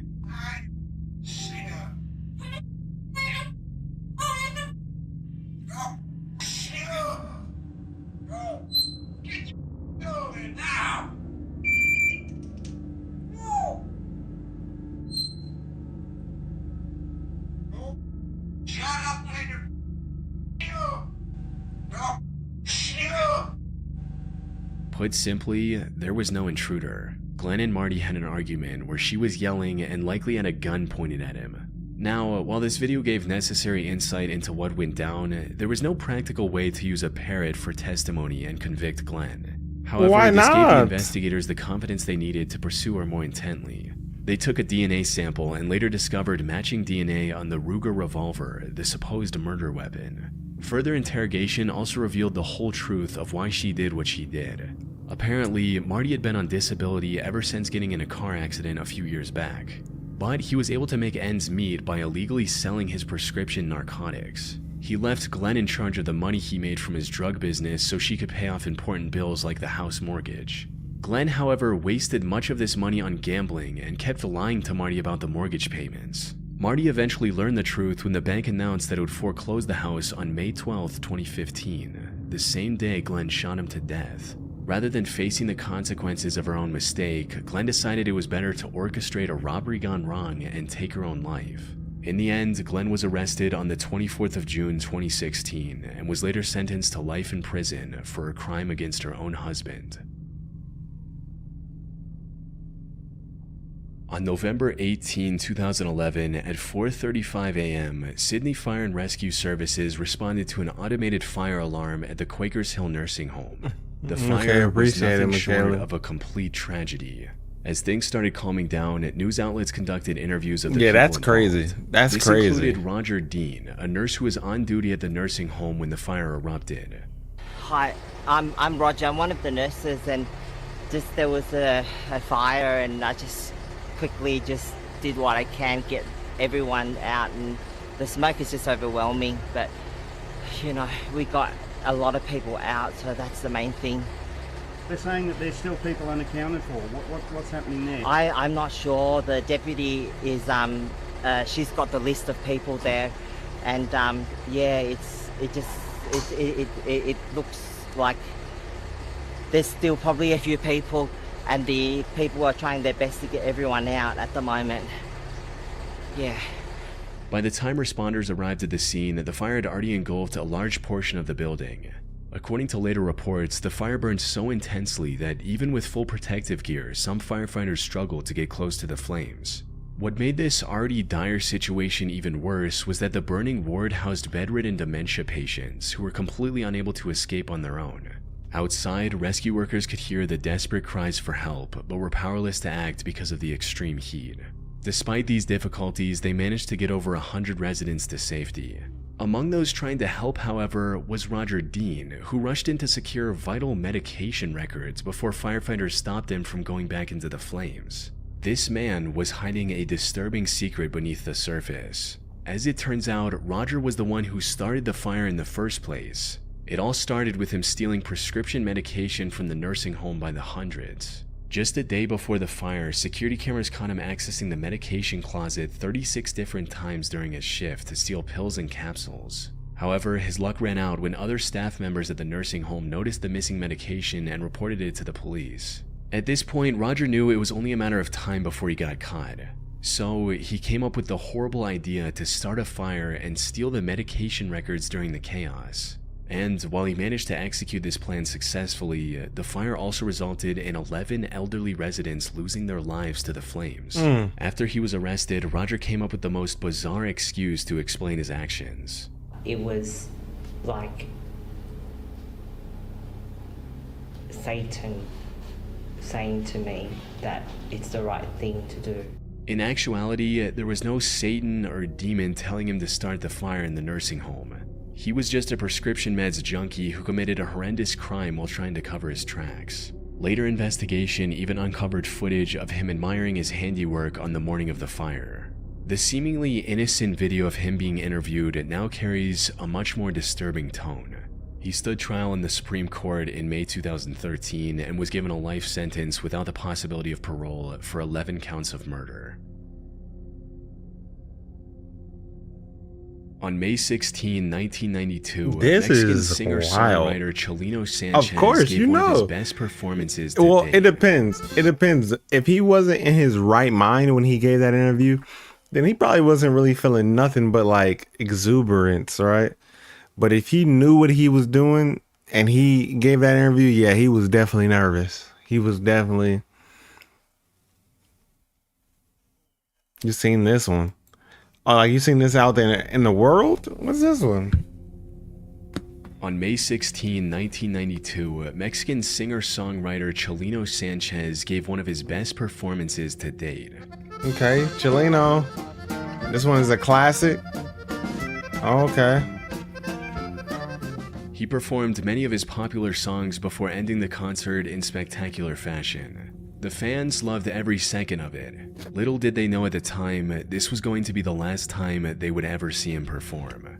And it all tied back to the origin of Chelino's music. You see, Chelino was born in 1960 in a very poor farming region in Sinaloa, Mexico. Even worse than poverty, Chelino's village was marked by rampant inequality, where a few rich and powerful men had the power to do whatever they wanted. Unfortunately, Chelino experienced this inequality firsthand when a local thug named El Chapo Perez assaulted one of his sisters. However, Chelino wasn't going to let that slide. When he was just 15 years old, he spotted El Chapo at a party. And without a second thought, Chelino went up to El Chapo, drew his gun, and killed him at point-blank range. But since El Chapo was a well-connected man, killing him forced Chelino to flee to Tijuana before crossing the border into the U.S. After establishing a foothold in America, Chelino went into business with his brother in Mexico, smuggling Mexicans into the U.S. However, this operation came to an end in 1984 when his brother was killed in a hotel in Tijuana. This inspired Chelino to write a song commemorating his brother, but he did so in the most unconventional way. The song was written in a traditional Mexican style called corrido. For the lyrics, Chelino spoke openly about him and his brother's life, not shying away from the topics of drugs and violence. During this time, he himself ended up in prison in Tijuana. There, other inmates loved his unique style of music, causing it to spread across the Mexican underworld by the time he got out. It also gained a new name called Narco Corrido. After getting out of prison, Chelino kept working on his music and quickly became one of the biggest stars of his era. By 1991, he was selling out arenas for his tour. However, given the genre of his music, he never managed to escape the violence he once came from. During one of his concerts in January of 1992, someone ran onto the stage with a gun. Instead of running to safety, Chelino decided to draw his own gun and engage in a shootout. This resulted in the death of the assailant as well as 10 people in the crowd getting injured. Chelino also got shot but managed to survive. However, his luck was about to run out. About 5 months later, Chelino performed in Culiacan, Mexico, delivering what would later be remembered as one of his best performances. And, as we mentioned earlier, also his last. During the concert, someone came up to him and handed him a mysterious note. In the footage from that concert, we can clearly see Chelino read the note, become visibly shaken by it, begin sweating, and stare into the crowd for a very long time before resuming the performance. Near the end of this concert, Chelino made sure to properly say goodbye to everyone, including his friends and fans. Shortly after the concert ended, Chelino was kidnapped and executed with a bullet to the back of his head. The note he received on stage essentially said something along the lines of, "We're going to kill you after this performance." Chelino knew the threat was real, and that this performance we see in the video would be his last one. Unfortunately, the identities of the killers were never uncovered, and it's unlikely they Jam, ever what's will good be. with you? How you doing? That's crazy. That is crazy. Oh man. Damn. Damn. All right, we have Wavy Web Surf with "When Gooning Ruins Your Life." A gooner is someone who has completely lost themselves to their own horniness. Damn. A mindless, hedonistic dopamine fiend that lives only to edge, only to goon. Just Gooning, imagine, as it man, should, getting a has letter something like of that. A negative connotation I'm associated snitching. with Like it. After all, I'm if gonna be like, every okay. waking hour of your day is I'm spent be like, in the let's take intermish. Let's take intermish real quick. I'm gonna go to the back. I'm be like, call 911 right now. Call the police. Call the police here right now. All right, let's get back to the party. Hey, go lucky. Like, it ain't no way I'm just gonna look at that sweat bullets, sad, and just take it. Nah. Full haze searching for the next nut, you're bound to run into trouble. And in fact, many people have gotten into some deep shit because of their gooning addictions. To a court judge caught with their pants down, bricked up policemen getting busted, and salacious students getting exposed, today we'll be looking at various cases of how gooning can ruin your life. The Gooner Police Officer. If you've ever been to any corn websites, you've encountered the trope of the horny cop. A fictional scenario where a cop pulls over a rather conveniently aroused woman, maybe she offers to blow the guy to get out of a ticket. We all know the trope. Now, while I'm sure something like this has happened in the real world, all the people in these videos are adult entertainers and nobody is actually getting pulled over and is a cop. Well, with the exception of this one instance. I'd like to introduce you to the Gooner cop, Sean Herman. This bricked up law enforcement officer was so terminally titulated that he participated in one of these horny cop style videos. But he was actually a cop and was actually on the clock when he did it. Told you you were going too fast. Nobody listens to me. I'm not gonna get a ticket. How do you think that you're going to get a ticket? I'm gonna show my. No, you're not. Watch me. Just watch. Good evening, ma'am. I'm Officer Jones, MPD. In May of 2024, numerous media outlets came forward alleging a Nashville police officer by the name of Sean Herman had appeared in a sexually explicit video online, a video published by an OnlyFans model. Really giving my city a great name, Herman. Now, if Sean was doing all of this in his free time, perhaps it wouldn't have been a problem, but Pee Wee Herman here was fucking around on the job. A report from News Channel 5 Nashville dove into Sean's history and exposed his illicit gooning misadventures. The article details Herman had been featured prominently alongside a large-chested OnlyFans model named Jordan, with the officer reportedly groping her breasts in a sexual manner while dressed in a Nashville PD uniform. And my tax dollars paid for all of it. Just what? Good evening, ma'am. I'm Officer Jones, MPD. You know where I pulled you over? No. All right, well, I got you going 65 and I'm 45 back there, okay? Do you have your license or registration on you? I actually don't have it in this car, but what if I show you? And she pulls her girls out and he grabs and rubs on them and she gets out of the ticket, is how the rest of that goes. It's a classic setup. Folks online angry with the video. First of all, he got a camera. Don't cops got body cameras? He must have just been over the top. He must have just been over the top. I ain't gonna lie. He must have just been over the top. He didn't care about the consequences, because ain't no way he thought about this and was like, yeah, this the one. This the one.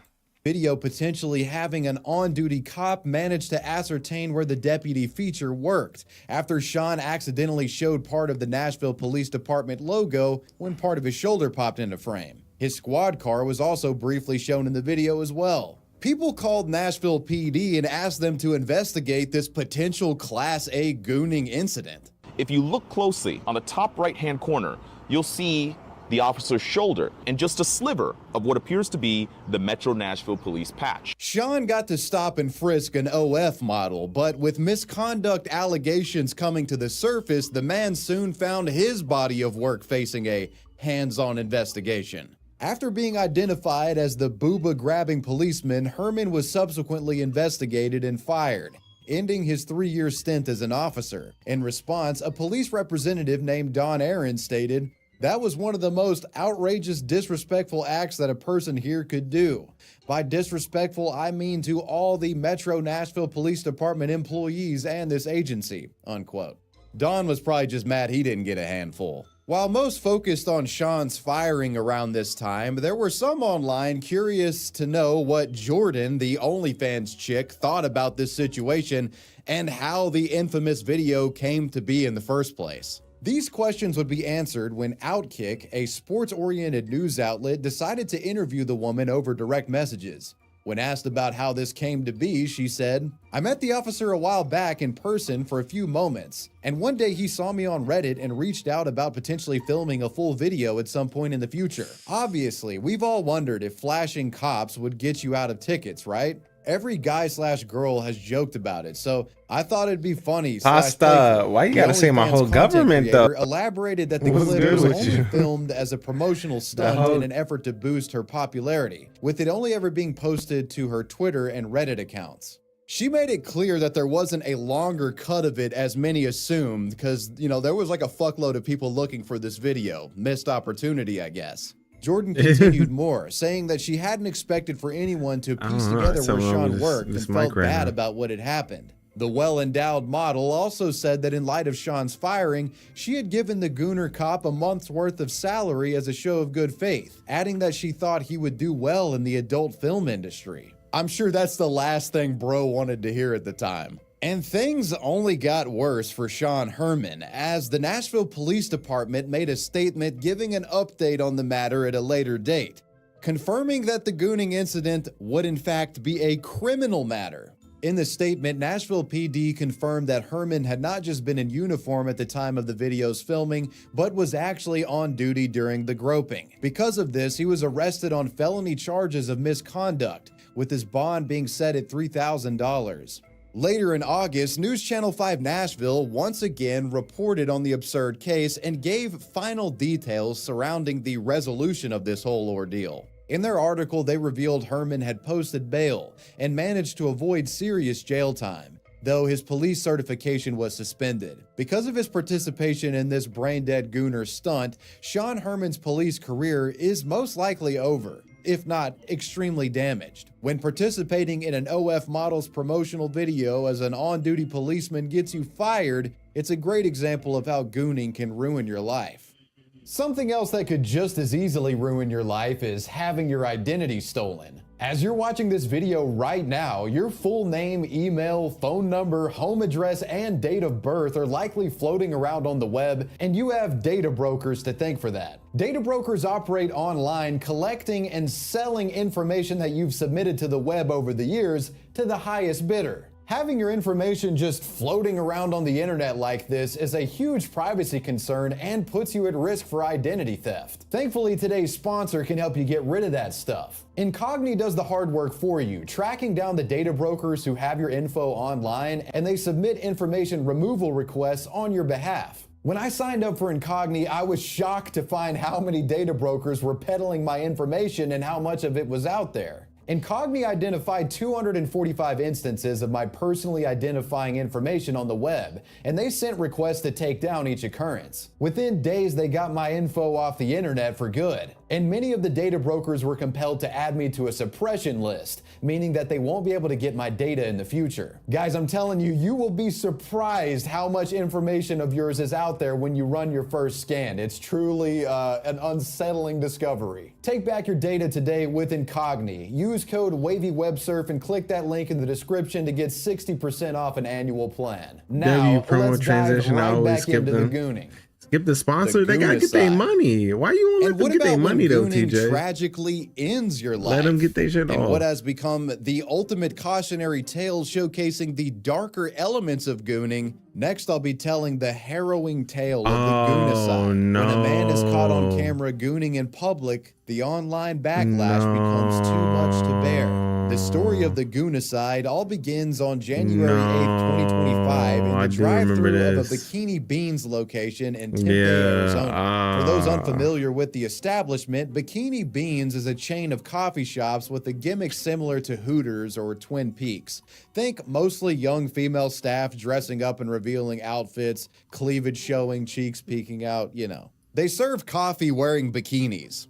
Can we get one of these in Nashville? Now, as you might expect, with an establishment like this, it's a hot spot for gooners, and some of them try to take advantage of the fact that half-naked women are in abundance and are being paid to serve you. Creeps have been a problem in this industry for years, with many notable cases of Hooters waitresses getting groped and sexually assaulted by handsy clients. But the case here with Bikini Beans is different, as it involves a man actually pulling up to the drive-thru in the middle of what appears to be a full-blown gooning and edging session. Hi, how are you? Good. Have you been here before? Yeah. Sir, you need to leave. Unacceptable. Unacceptable. Call 911.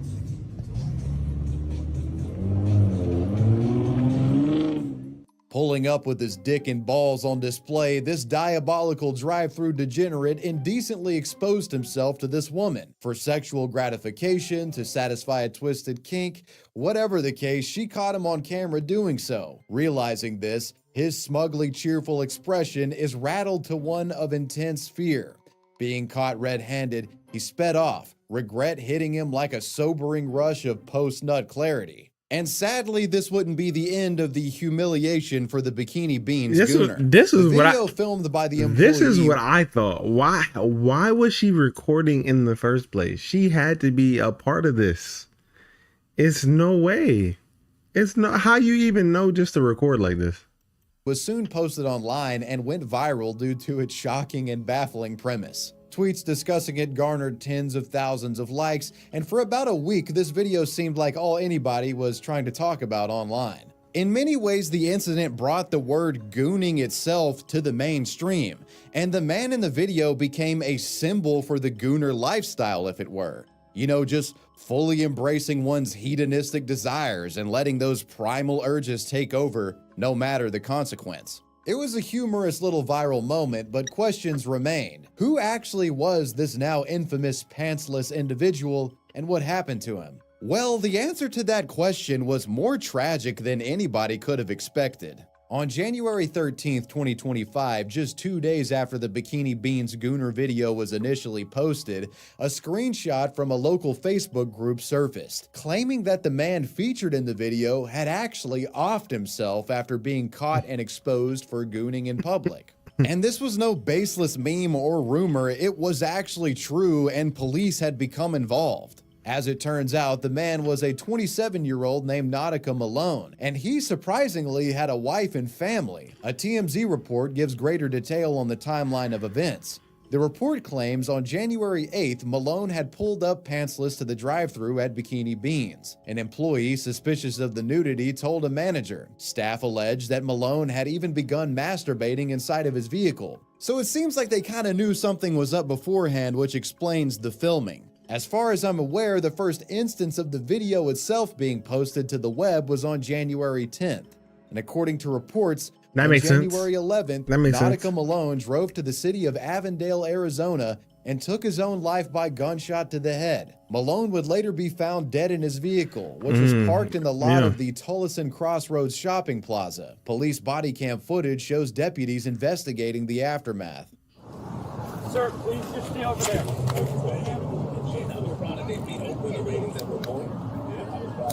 Keep an eye on him. I'm gonna check for a pulse. It's already cocked back, so it looked like it only had one bullet. Yeah. Okay. Hey man. It's cocked back and just leave. Like that in there. They got no pulse. According to TMZ, Nautica Malone's brother had received a distressing call from him earlier in the day. Additionally, a note authored by Nautica shortly before his death was also discovered. It was to his wife. Quote, "I apologize. I love you, Queen. I made a mistake and don't think I'll be able to face you and the babies. I don't know why I drove through like that. My mental has been fucked up. I'm not a monster. I apologize and I love you forever. If I am in critical condition, please pull the plug." The news of Nautica Malone's death broke the internet. Many mourned the man's passing, though considering the circumstances leading up to his demise, it should come at no surprise that gallows humor was rampant, with many internet users referring to Nautica Malone's death as a goonicide. And if I'm being honest, while it is extremely tragic and saddening, I can't be too upset at people for joking about what happened here. You know, considering the whole pulling up with your stuff out to a place with half-naked chicks working there. Ben Lyles, the owner of Bikini Beans, certainly wasn't afraid of standing up for his employees, even in the wake of the sad news. He told TMZ this: "This was an unfortunate and tragic situation. In this case, an individual chose to commit a crime at one of our locations. We take incidents like this very seriously and remain committed to protecting our team and maintaining a safe and respectful environment." The story of the goonicide does have somewhat of a positive ending, at least as positive of an ending you could hope for in a twisted story like this. Towards the end of January, it was announced that internet users and fans of the originally shared viral video would be holding an impromptu funeral-style remembrance event for Nautica Malone outside of the Bikini Beans coffee shop where this all transpired, dubbing it the Gooneral. While some protested against the idea, characterizing Malone as a sexual criminal, it seemed like at this point, after everything that had transpired, most felt Nautica Malone had paid enough penance for the drive-through debauchery that contributed to the ending of his life. Amen. When I say his name, you say Nautica. Say his name! Nautica! Say his name! Nautica! Say his name! Nautica! The Gooneral had dozens in attendance, each paying their respects to Mr. Malone, closing the chapter on the goonicide, the ultimate cautionary tale of the dangers of reckless gooning and what it can lead to. The Library Gooners. In the era of OnlyFans, you often see women posting online these provocative publicity stunts to social media, attempting to draw people into subscribing to their pages so you can see more. They'll often dress up in costumes and they'll have paid promoters in the replies of their posts on Twitter and other sites being like, "Bruh, have you seen the Starbucks girl video? Have you seen the Spider-Man girl video?"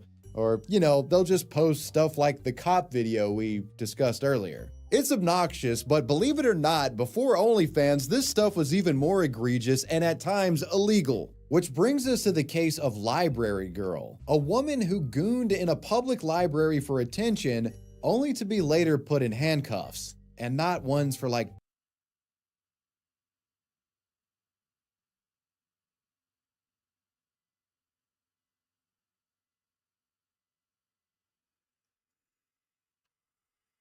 What's good, Cream Man? BDSM roleplay.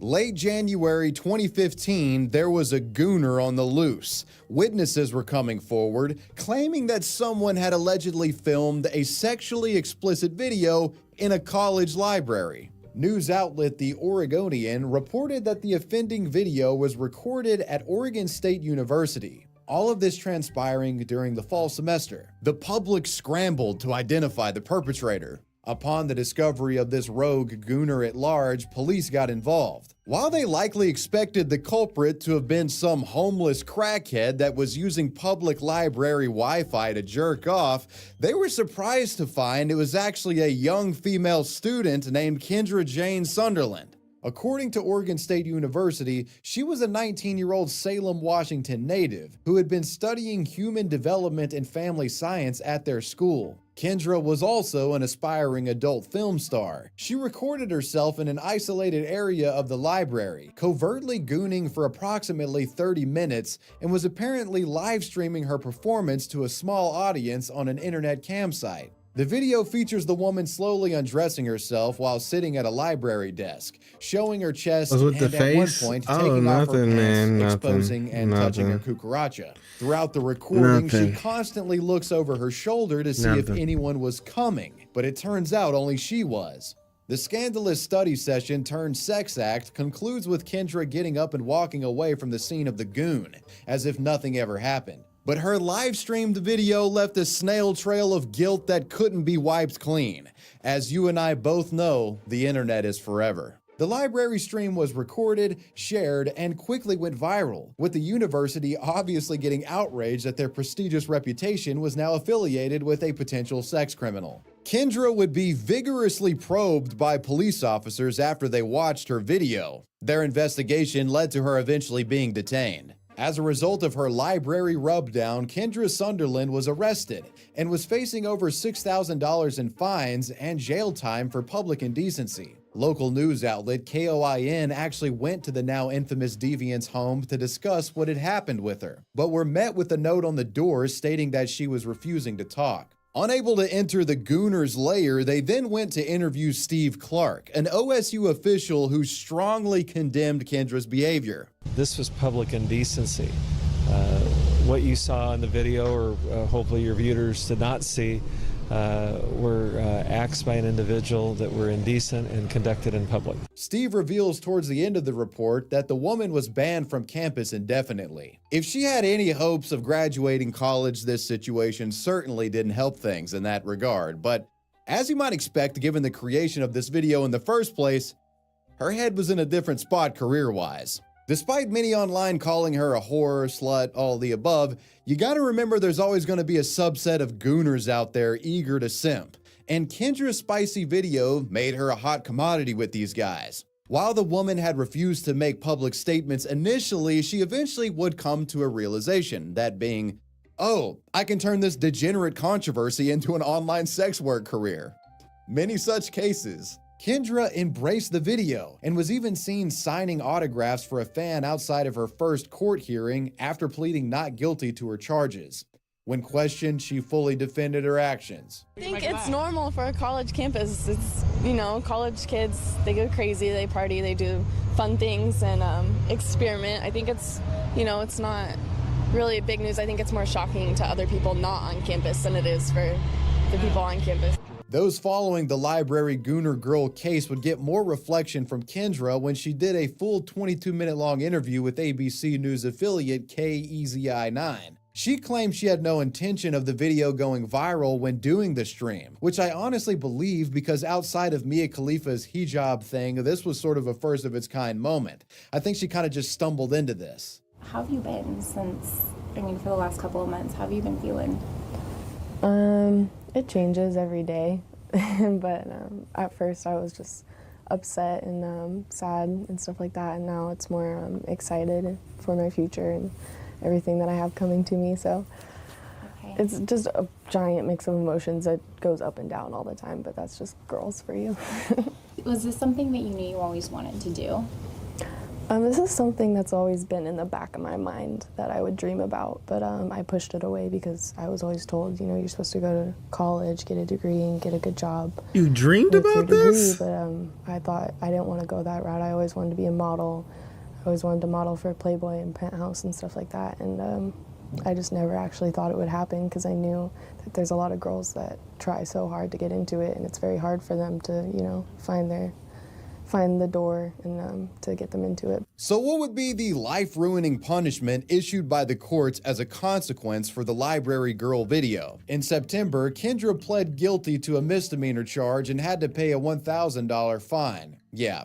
Kendra's gooning didn't ruin her life at all. Rather, it made it better in just about every way imaginable. An unfortunate exception to the rule. The publicity surrounding Kendra's videos served as a launching pad for an extremely successful career as an adult star, with Kendra still being popular in the industry to this very day. She has millions of followers across various platforms and still refers to herself as Library Girl almost a decade after the incident. She's pretty much stayed out of trouble since the video debacle, with the exception of a recent arrest related to an alleged marijuana possession charge, but who really gives a shit? Illegal gooning arguably made this woman a multi-millionaire, but she got lucky as another library gooner wasn't so fortunate. It all begins with mysterious reports of a young woman playing with herself live on camera from what appeared to be a public library. CBC News was made aware of this potential Kendra copycat and launched an independent investigation. They alleged the woman went by the scream name Lil Secret and operated on the adult streaming site MyFreeCam. You do reactions? Yeah, I do reactions. I don't do reactions just like cross-referenced images of you the come in library chat and I with do the them. footage But captured during her live stream. yeah, I do some Windsor Public reactions. Library was that location. There's actually a moment in one of these recordings where a child can be seen stumbling upon this Hi, woman, my name which is Cam. extremely What's disturbing good to with say you, the Cam? least. She allegedly How hit you other doing? libraries in the area and even reportedly gooned inside. Listen, I ain't want to get. First of all, he said this person right here is facing more is not going well in her life. So I'm not gonna say double standards just yet because he's trying to bring it around. He's trying to bring it around. This is another instance. So let's see what happens. Now, if she gets off easy. Discovered after CBC cross-referenced images of the library with the footage captured during her live streams. Windsor Public Library was that location. There's actually a moment in one of these recordings. Hey, where a JJ, child can you go on be Twitch seen and ban stumbling those? upon this woman, which is extremely I think they disturbing bots. to say the least. Can you go on Twitch and she ban allegedly those? hit other libraries in the area and even reportedly gooned inside of a Tim Hortons. While her identity was a secret at first, the CBC unmasked her, exposing her as 21-year-old Ben knows. Alexandria I don't know. Mora. I don't know if they bots or not. I don't know. He's trying to get his SoundCloud, some clout. I don't know what's going on.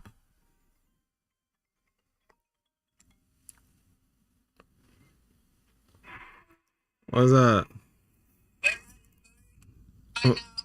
Okay, I'm streaming. Say what's up to everybody. Hi. Look. Say what's good with everybody.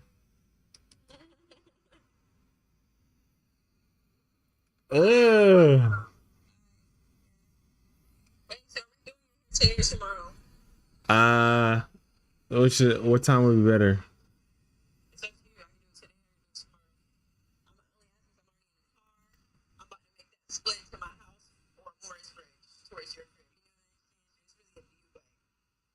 Yeah.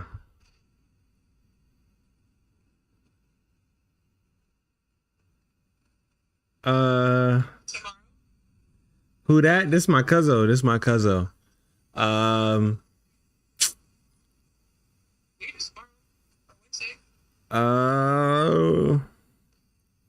leaving soon. You know what I'm saying? I told you I'm leaving soon. Yeah. Okay.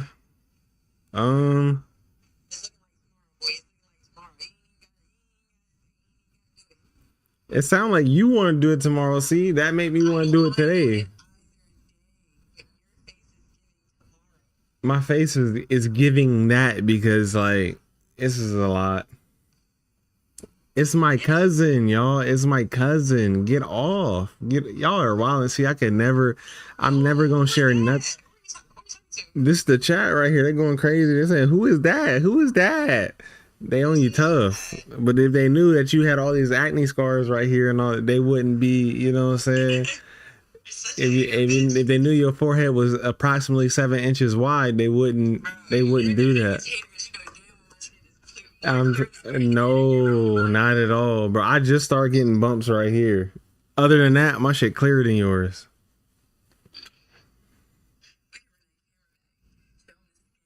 Okay, zoom in then. Zoom in. I'll show them the skin, cause ugh. What the skin look like? Rate the skin 1 out of 10, y'all.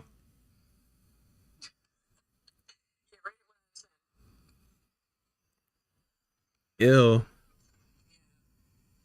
3, 2, 2.7. Oh, they going crazy. They going. Zach said a 10, but he a dick sucker, so you don't listen to him. Yeah, it's a lot of people that said a 2. You know what I'm saying? Talking about a 10, Zach. You literally said a 10. It looked clear, TJ. It don't look clear. I'm trying to tell you, man.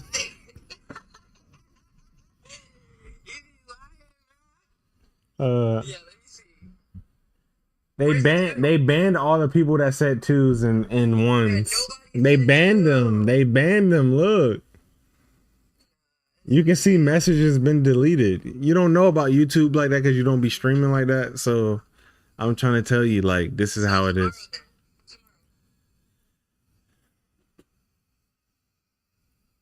I don't know if I'm gonna want to do it tomorrow or Wednesday. That's why I said today probably is the best day.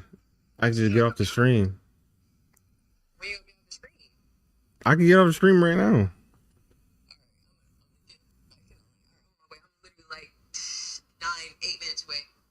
All right. I see you in like a bit. But just call me when you're here.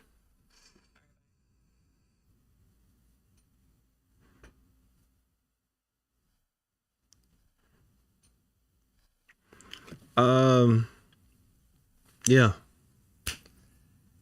To everybody that was capping like that, talking about her skin is clear. We're gonna talk about this later, but it is what it is. Initially planned to plead not guilty, it seems she eventually gave up her defense and took accountability for her gooning behavior. In June, news outlet Windsor Star revealed that the woman had been given 12 months of probation and had to pay a $250 fine. This was on top of the fact that she now had to register as a sex offender. When questioned, her lawyer Patrick Ducarme said she dealt with it, she admitted it, she identified herself to police. She suffered a lot of public embarrassment because it truly did go viral. Yet another example of how unregulated gooning can have serious ramifications.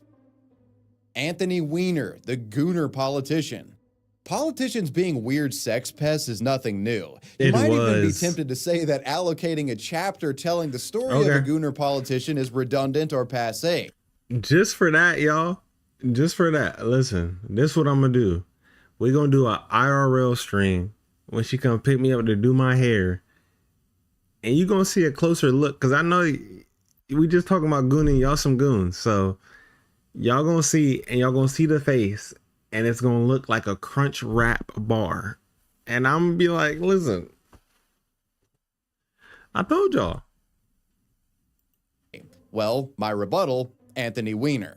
Anthony was a terminally bricked up gooner politician whose surname just so also happened to be his favorite body part. Sadly, the guy with the Weiner name was actually quite the degenerate, and through a series of sexting scandals, illicit gooning, and extremely disturbing activity, Weiner destroyed his career in historically degenerate fashion. Let me just reiterate to my wife how sorry I am that I did these things, and how sorry I am to the people that got these messages for any inconvenience or embarrassment they've caused. Anthony David Weiner, a Brooklyn native, first entered political office in 1999, elected as Democratic congressman for New York's 9th District. Mr. Weiner erected legislation to support New York's working class and penetrated party lines to pass bills that helped who he described as America's underdogs. I don't like this As guy. a young politician, he was groomed by Chuck Schumer and went on to spend a great deal of his tenure working to improve public housing, cleaning up New York, and stopping crime. As a matter of fact, Anthony had a team of at-risk teenagers commissioned to remove graffiti around the city that he proudly referred to as Weiner's Cleaners. While all of this is admirable, I think what's even more impressive is that Anthony made it this far in life essentially with the last name Penis. I'd imagine the childhood bullying incurred from having a phallic last name like this would doom a lesser individual.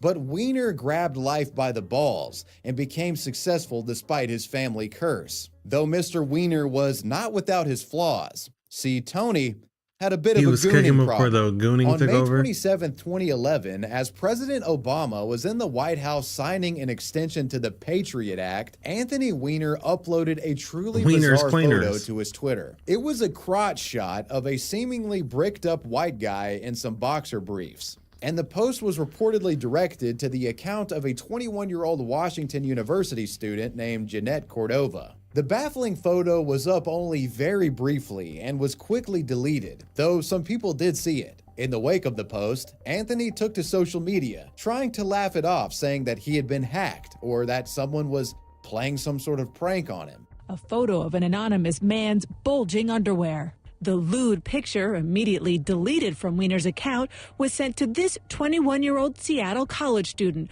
but also available to the public to view on Twitter. Outside his New York home Monday, Weiner, an outspoken liberal Democrat, insisted to CNN it was the work of a hacker. I was hacked. It happens to people. You move on. This is a prank, not a terribly creative one, and it's a distraction. Look, you know, you've got the Republicans who are playing games with the debt limit. You've got a Supreme Court justice who is refusing to recuse himself despite conflicts of interest. You have a health care act that is under siege. You know, this is a distraction. But we all know what happened. Anthony got sloppy in the middle of a gooning session and accidentally shared an image of his cock and balls that he meant to send to one of his kittens privately. While this photo wasn't all too crazy, it was only the tip of the iceberg. Yeah. Journalists began digging into Anthony's activity, not buying his prank excuse. I wouldn't And buy it what they would either. find was truly unhinged. Anthony, a married man, was gooning and sexting chats with multiple young college-age mistresses, sharing scandalous photo after photo after photo, some of which are way too spicy for YouTube. In the wake of these leaked photos, many of which included his face in them, Anthony finally came clean, admitting he had been engaging in sexting chats with what has been described as half a dozen women. In addition, over the past few years, I have engaged in several inappropriate conversations conducted over Twitter, Facebook, email, and occasionally on the phone with women I have met online. I have exchanged messages and photos of an explicit nature with about 6 women over the last 3 years. For the most part, these communications took place before my marriage, though some have sadly took place after. To be clear, I have never met any of these women or had physical relationships at any time. I haven't told the truth.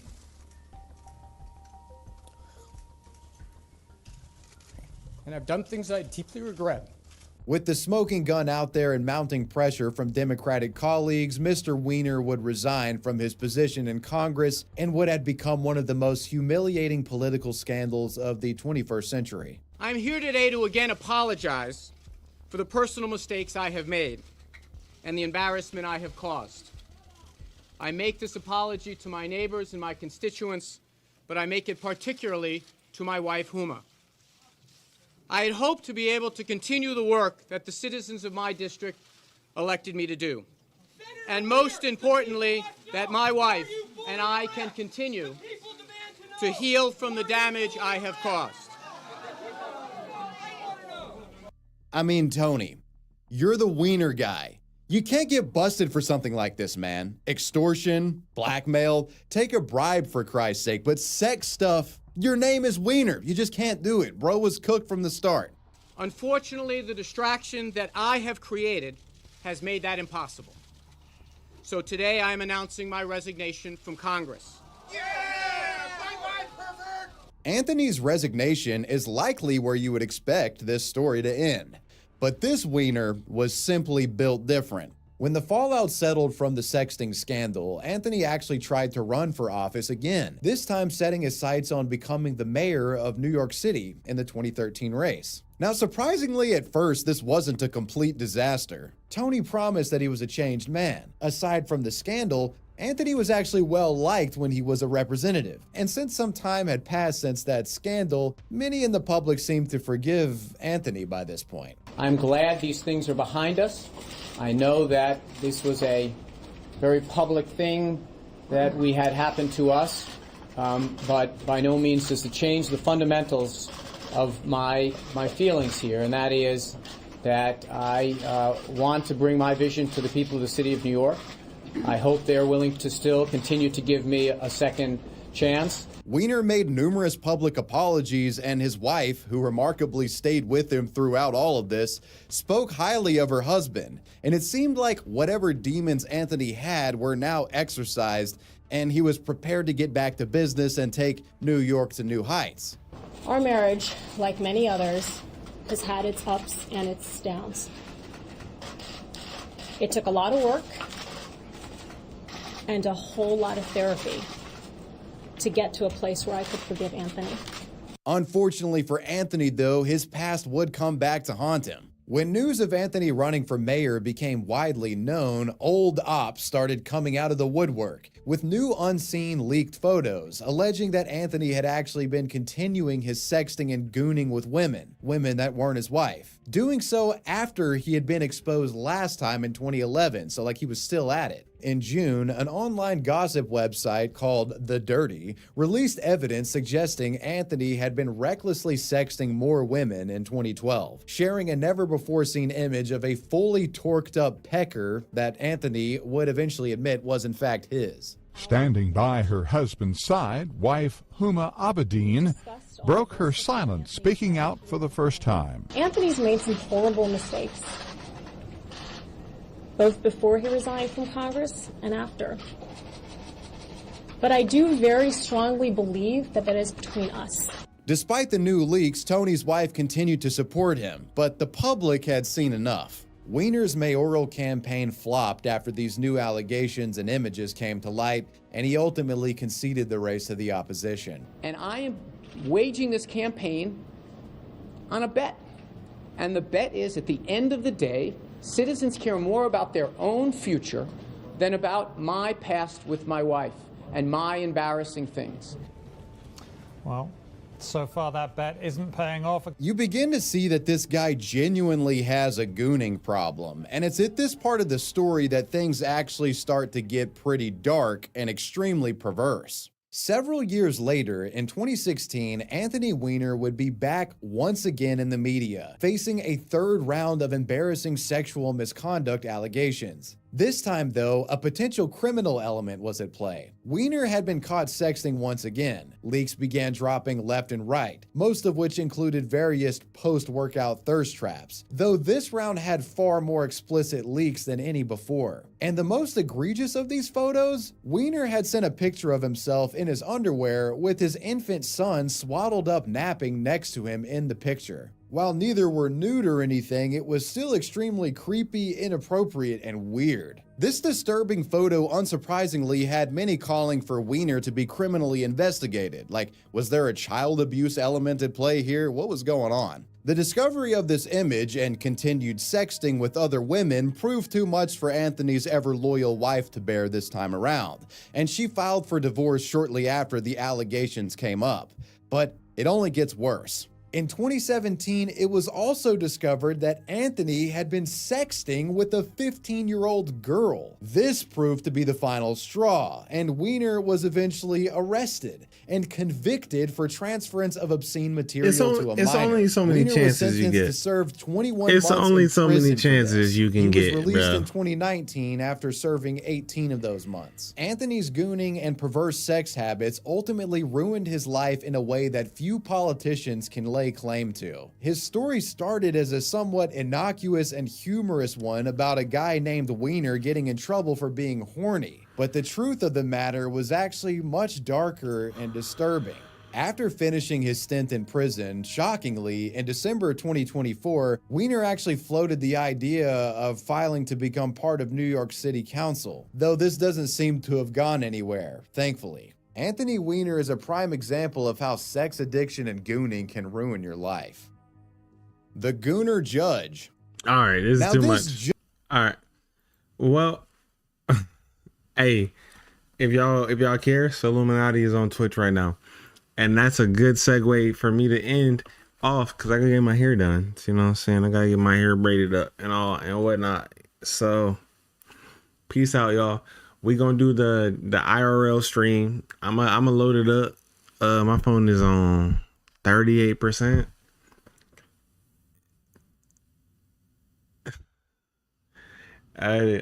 Yeah, we're gonna be back shortly, hopefully. He got like 10 chances. I'm saying, like, at this point, peace out. Stop saying, y'all need to stop saying my government. Golly.